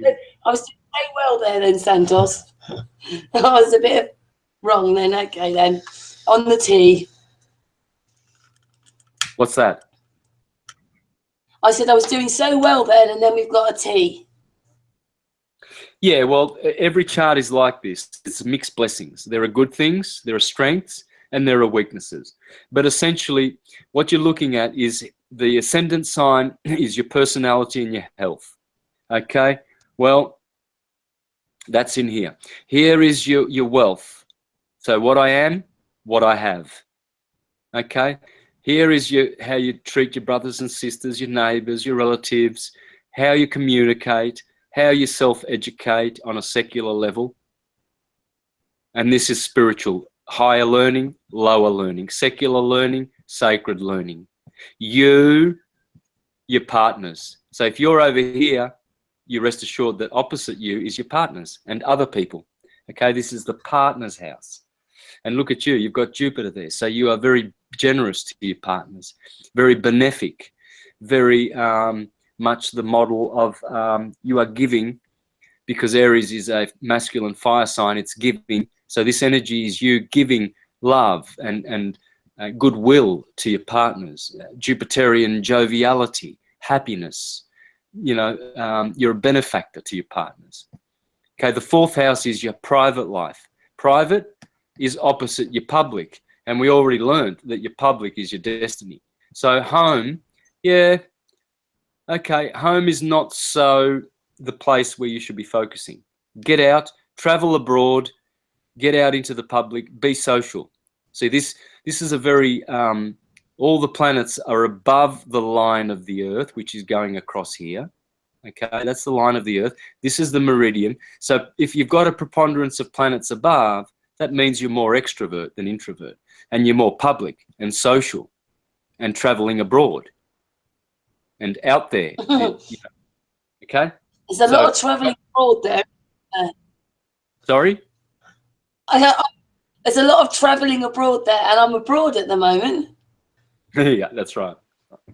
Okay, so then the fifth house is pleasure and children. The sixth house is dealing with illnesses and service to others and how you treat your employees, partners, legal matters, how you treat others. Sexual attractiveness is here in the eighth. Occult science is here. Death and inheritances from dead relatives, etc. Money of partners is here. Here is travel, religious science, dreams, visions, astrology, and all spiritual high learning. Here is the public life. Here is the social life. Here is enlightenment. And here is also self-undoing and enemies. This is the house of friends. This is the house of enemies. And that's how you read a chart, okay? This is energy. This is God energy, God thinking, okay? Nothing scary about astrology. It's pure science. And if those naughty fallen angels taught humans at one stage sciences after God had already schooled them and taught them in everything because they knew everything anyway, well, what it symbolizes is that the fallen angels came at a period when the cosmos was struggling, you know, the Iron Age, and they came and taught people inverted sciences, okay? Not astrology, because the Mazzaroth belongs to God. He's the creator. Please don't tolerate any stupidity and nonsense when people talk rubbish, and don't let me ever hear them, please, because I'll get furious. I don't want to hear idiots degrading astrology. These are no brain people. Sorry, not in front of me, man. Wow. It kind of feels like destroying the Most High's work. They are. They're falling into the trap of the Jesuits, who created a globe, who created false astrology that is totally from the fallen angels. They are disrespecting this holy science. These symbols belong to God. That pentagram, that is God's. It's in your DNA. You've got the pentagonal and the hexagonal bonds. The hex and the pex. That's it. And that's what's called the serpent. You see, the serpent of your DNA that somehow seems to be out of phase, doesn't it? The DNA, they always do the double helix like that. They never put it sort of really in phase, and they twist it. Okay? Well, it's just this. Okay? Helix is Helios. Helios. And that's the S. Okay? So the serpent, that's the serpent in the DNA.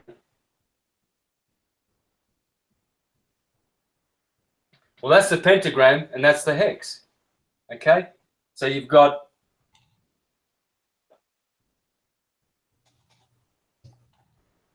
this type of structure. 1, 2, 3, 4, 5 in the DNA. You've got the pent That's the pentagram, and that's the Sera. The serpent. The Sera is the hex. Okay, so we've been hexed.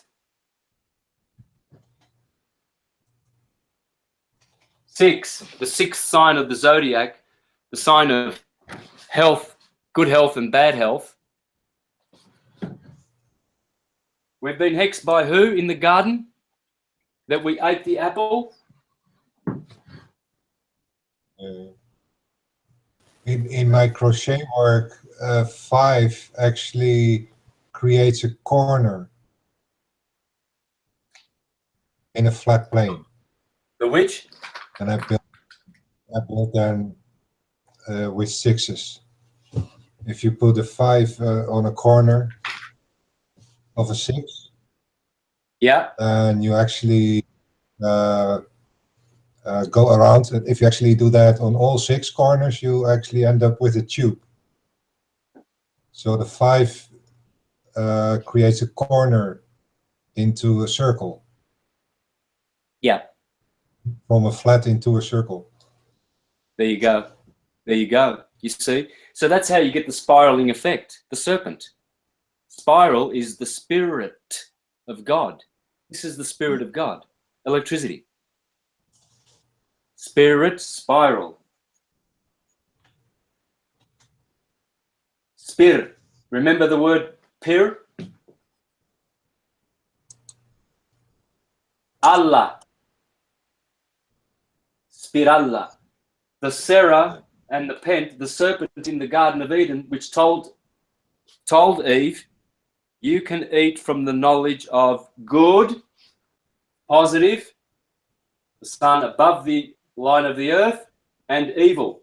You see, when Virgo, remember my little wheel, Virgo's always here, Aries is here, just as they taught us. Pay attention. That is the heavens. They're teaching you how the heavens are made, how you shall be initiated in the science of God. This is how you'll be initiated in the science of God. So when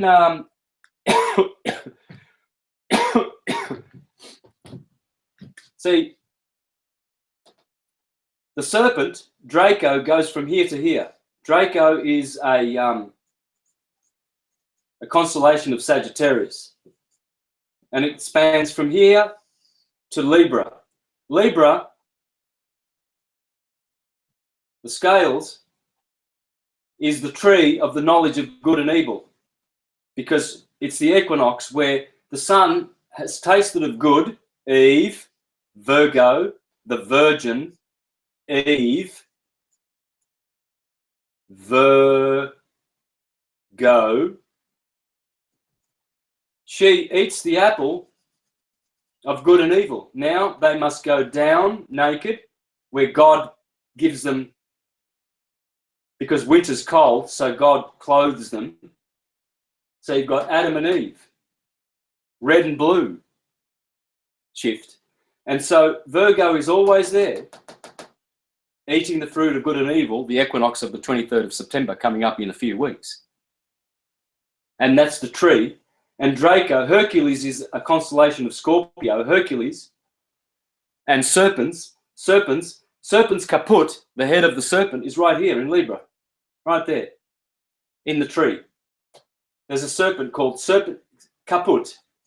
Caput means the head of the serpent. It's here in Libra. And Draco, the dragon in the garden. You see, so the serpent of infernal hell, Draco, and the serpent of Hercules, they are waiting for Eve to eat the apple of the DNA. The serpent is the DNA. Dan, Adan, everything is Atum. All right, guys, I'm out of here. I've got to go to town. Santos, hey, that was amazing. Thank you so much, Santos. Yes. Yeah, I would like to Thanks. encourage. Wonderful. It was great. Thanks, guys. And thank you for doing my birth chart extra, so that now every single body on flat Earth will know who I am from the inside out.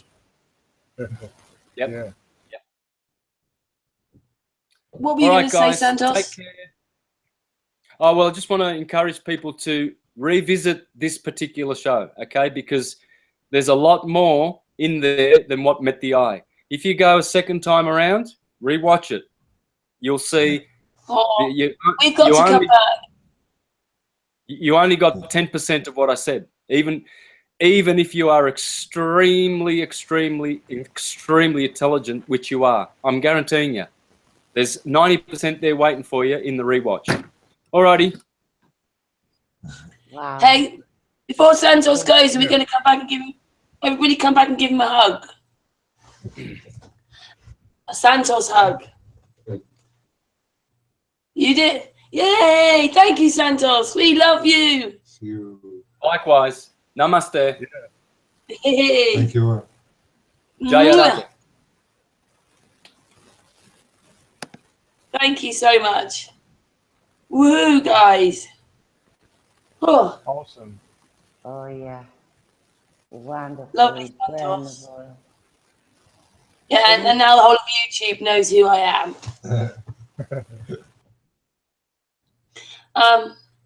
Well, that was a lot of food for a night, huh? Oh. Yeah. Indeed, I have to watch this a couple of times. Yeah, watch it a couple of times. Yeah. Most of the time I rewatch the Hangouts a couple of times. You did, don't you? You did. Oh, yeah. Oh, yeah. Incredible. Yes.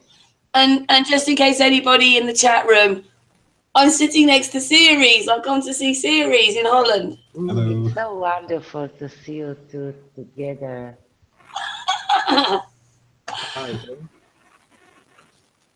Yeah, wow. I'm still a bit thingy bob to that plane flight though, where it took 35 minutes to do this journey. Like, yeah, it would mean that you actually were traveling 522 miles per hour in a prop plane. It's pretty fast, if you ask me. 1 hour 10 minutes from UK to the Netherlands got cut down to about 35 minutes. Maybe the love of Karen made the plane go faster.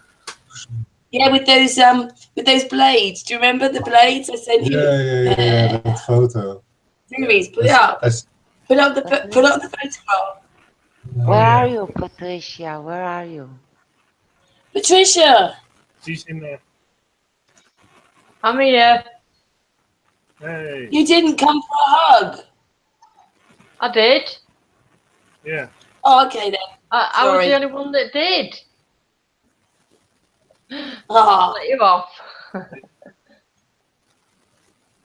Who is it? Where did you see? We're just looking for the picture. Shall I send it to you again? Yeah, maybe that's.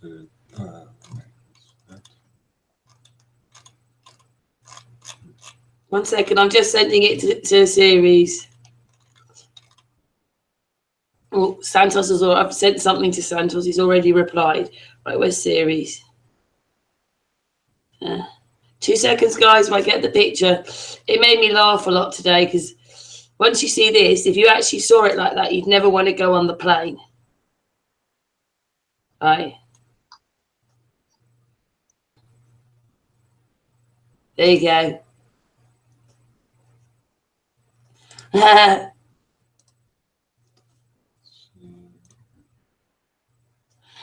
I took the picture, and that's what that's what the propeller looked like. Or can they see it yet? No, not good.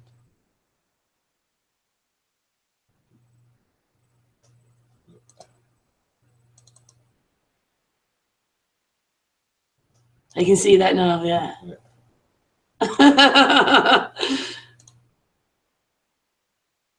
It's as if the blades are flying like wings, but then very fast.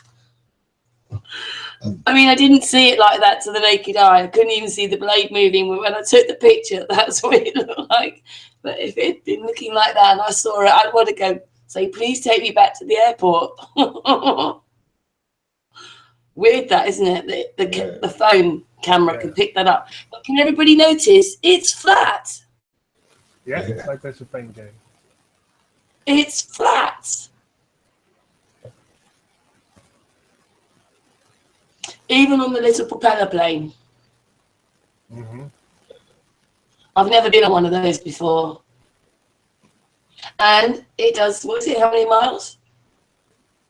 Apparently 522.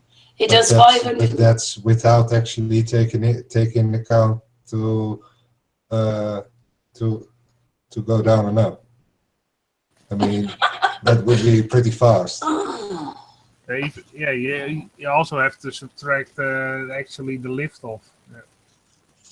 It's a constant 522 miles per hour trip from airport to airport. They told us we made up 35 minutes of an hour and 10-minute flight. How can that be? Anyway, that was just a boundary that was a bit strange. It's almost impossible. With propellers like that. Yeah, they were flying probably when they were rotating.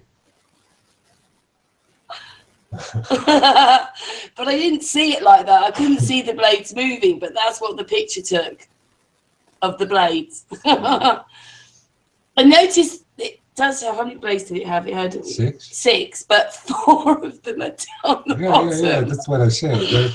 They're all bended downwards, but then from top sides, the one towards us and the other one from us.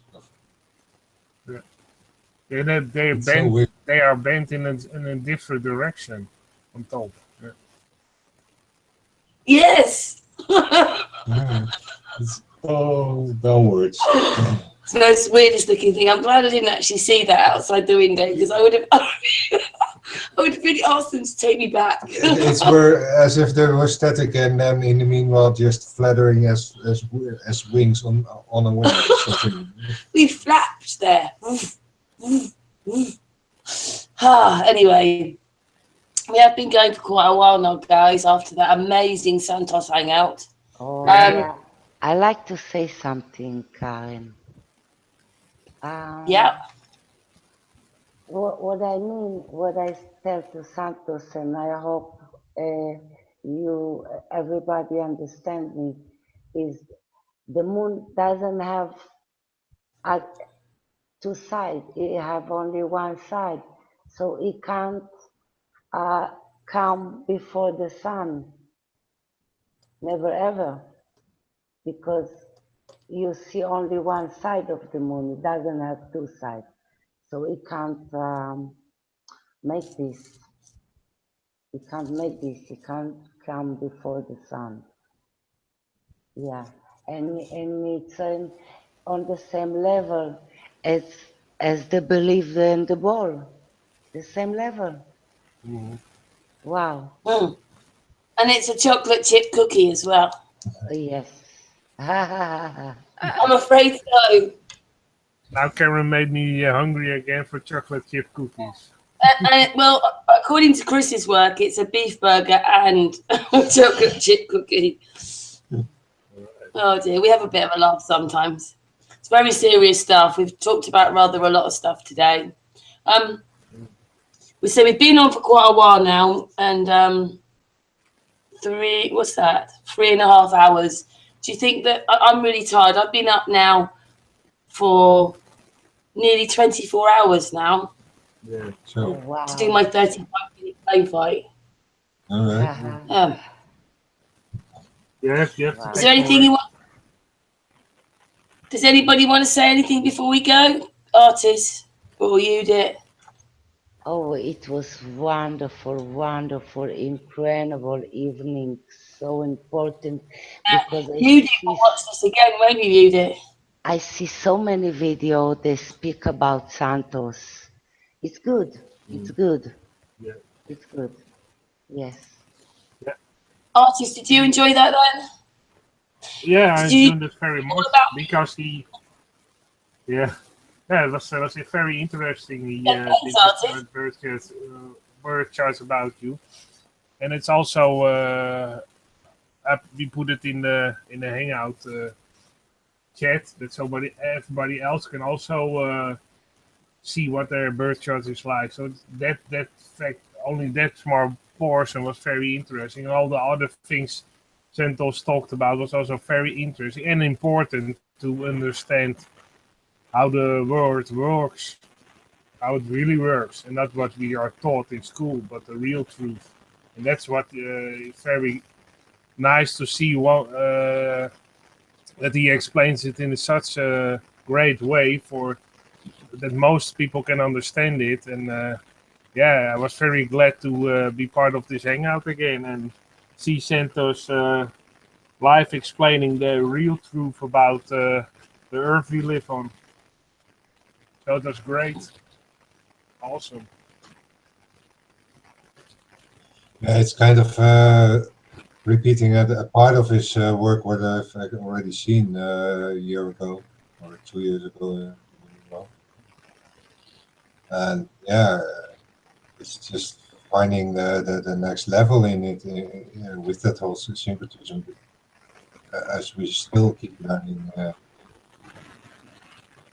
so far his work has brought me a lot of ideas of actually kind of reality in the week other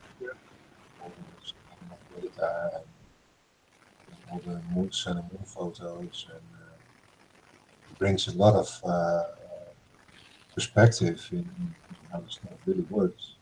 And yeah, I guess you're still waiting for a few extra strange things the truth actually is.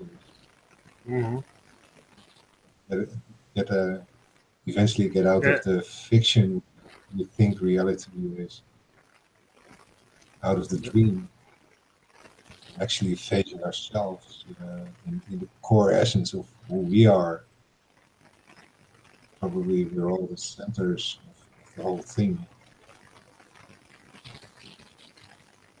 Plus, with your work, Chris's work, Santos, all comes sort of the same. Now everybody's realizing that all their work is the same work, really, just said slightly differently. Yeah, we're all or in slightly different bits from our own unique perspective of research towards the same point in the middle, and we join up and make a circle what syncretism actually means. Yeah, that also proves that you are on the right track, because all your research fits together like it should. Yeah. But that also proves that you are on the right, because it fits together. There's no one loose screw that the whole story he's telling and you are telling in pictures and everything all fits together. So yeah, that's also very clear that it's the truth. Yeah.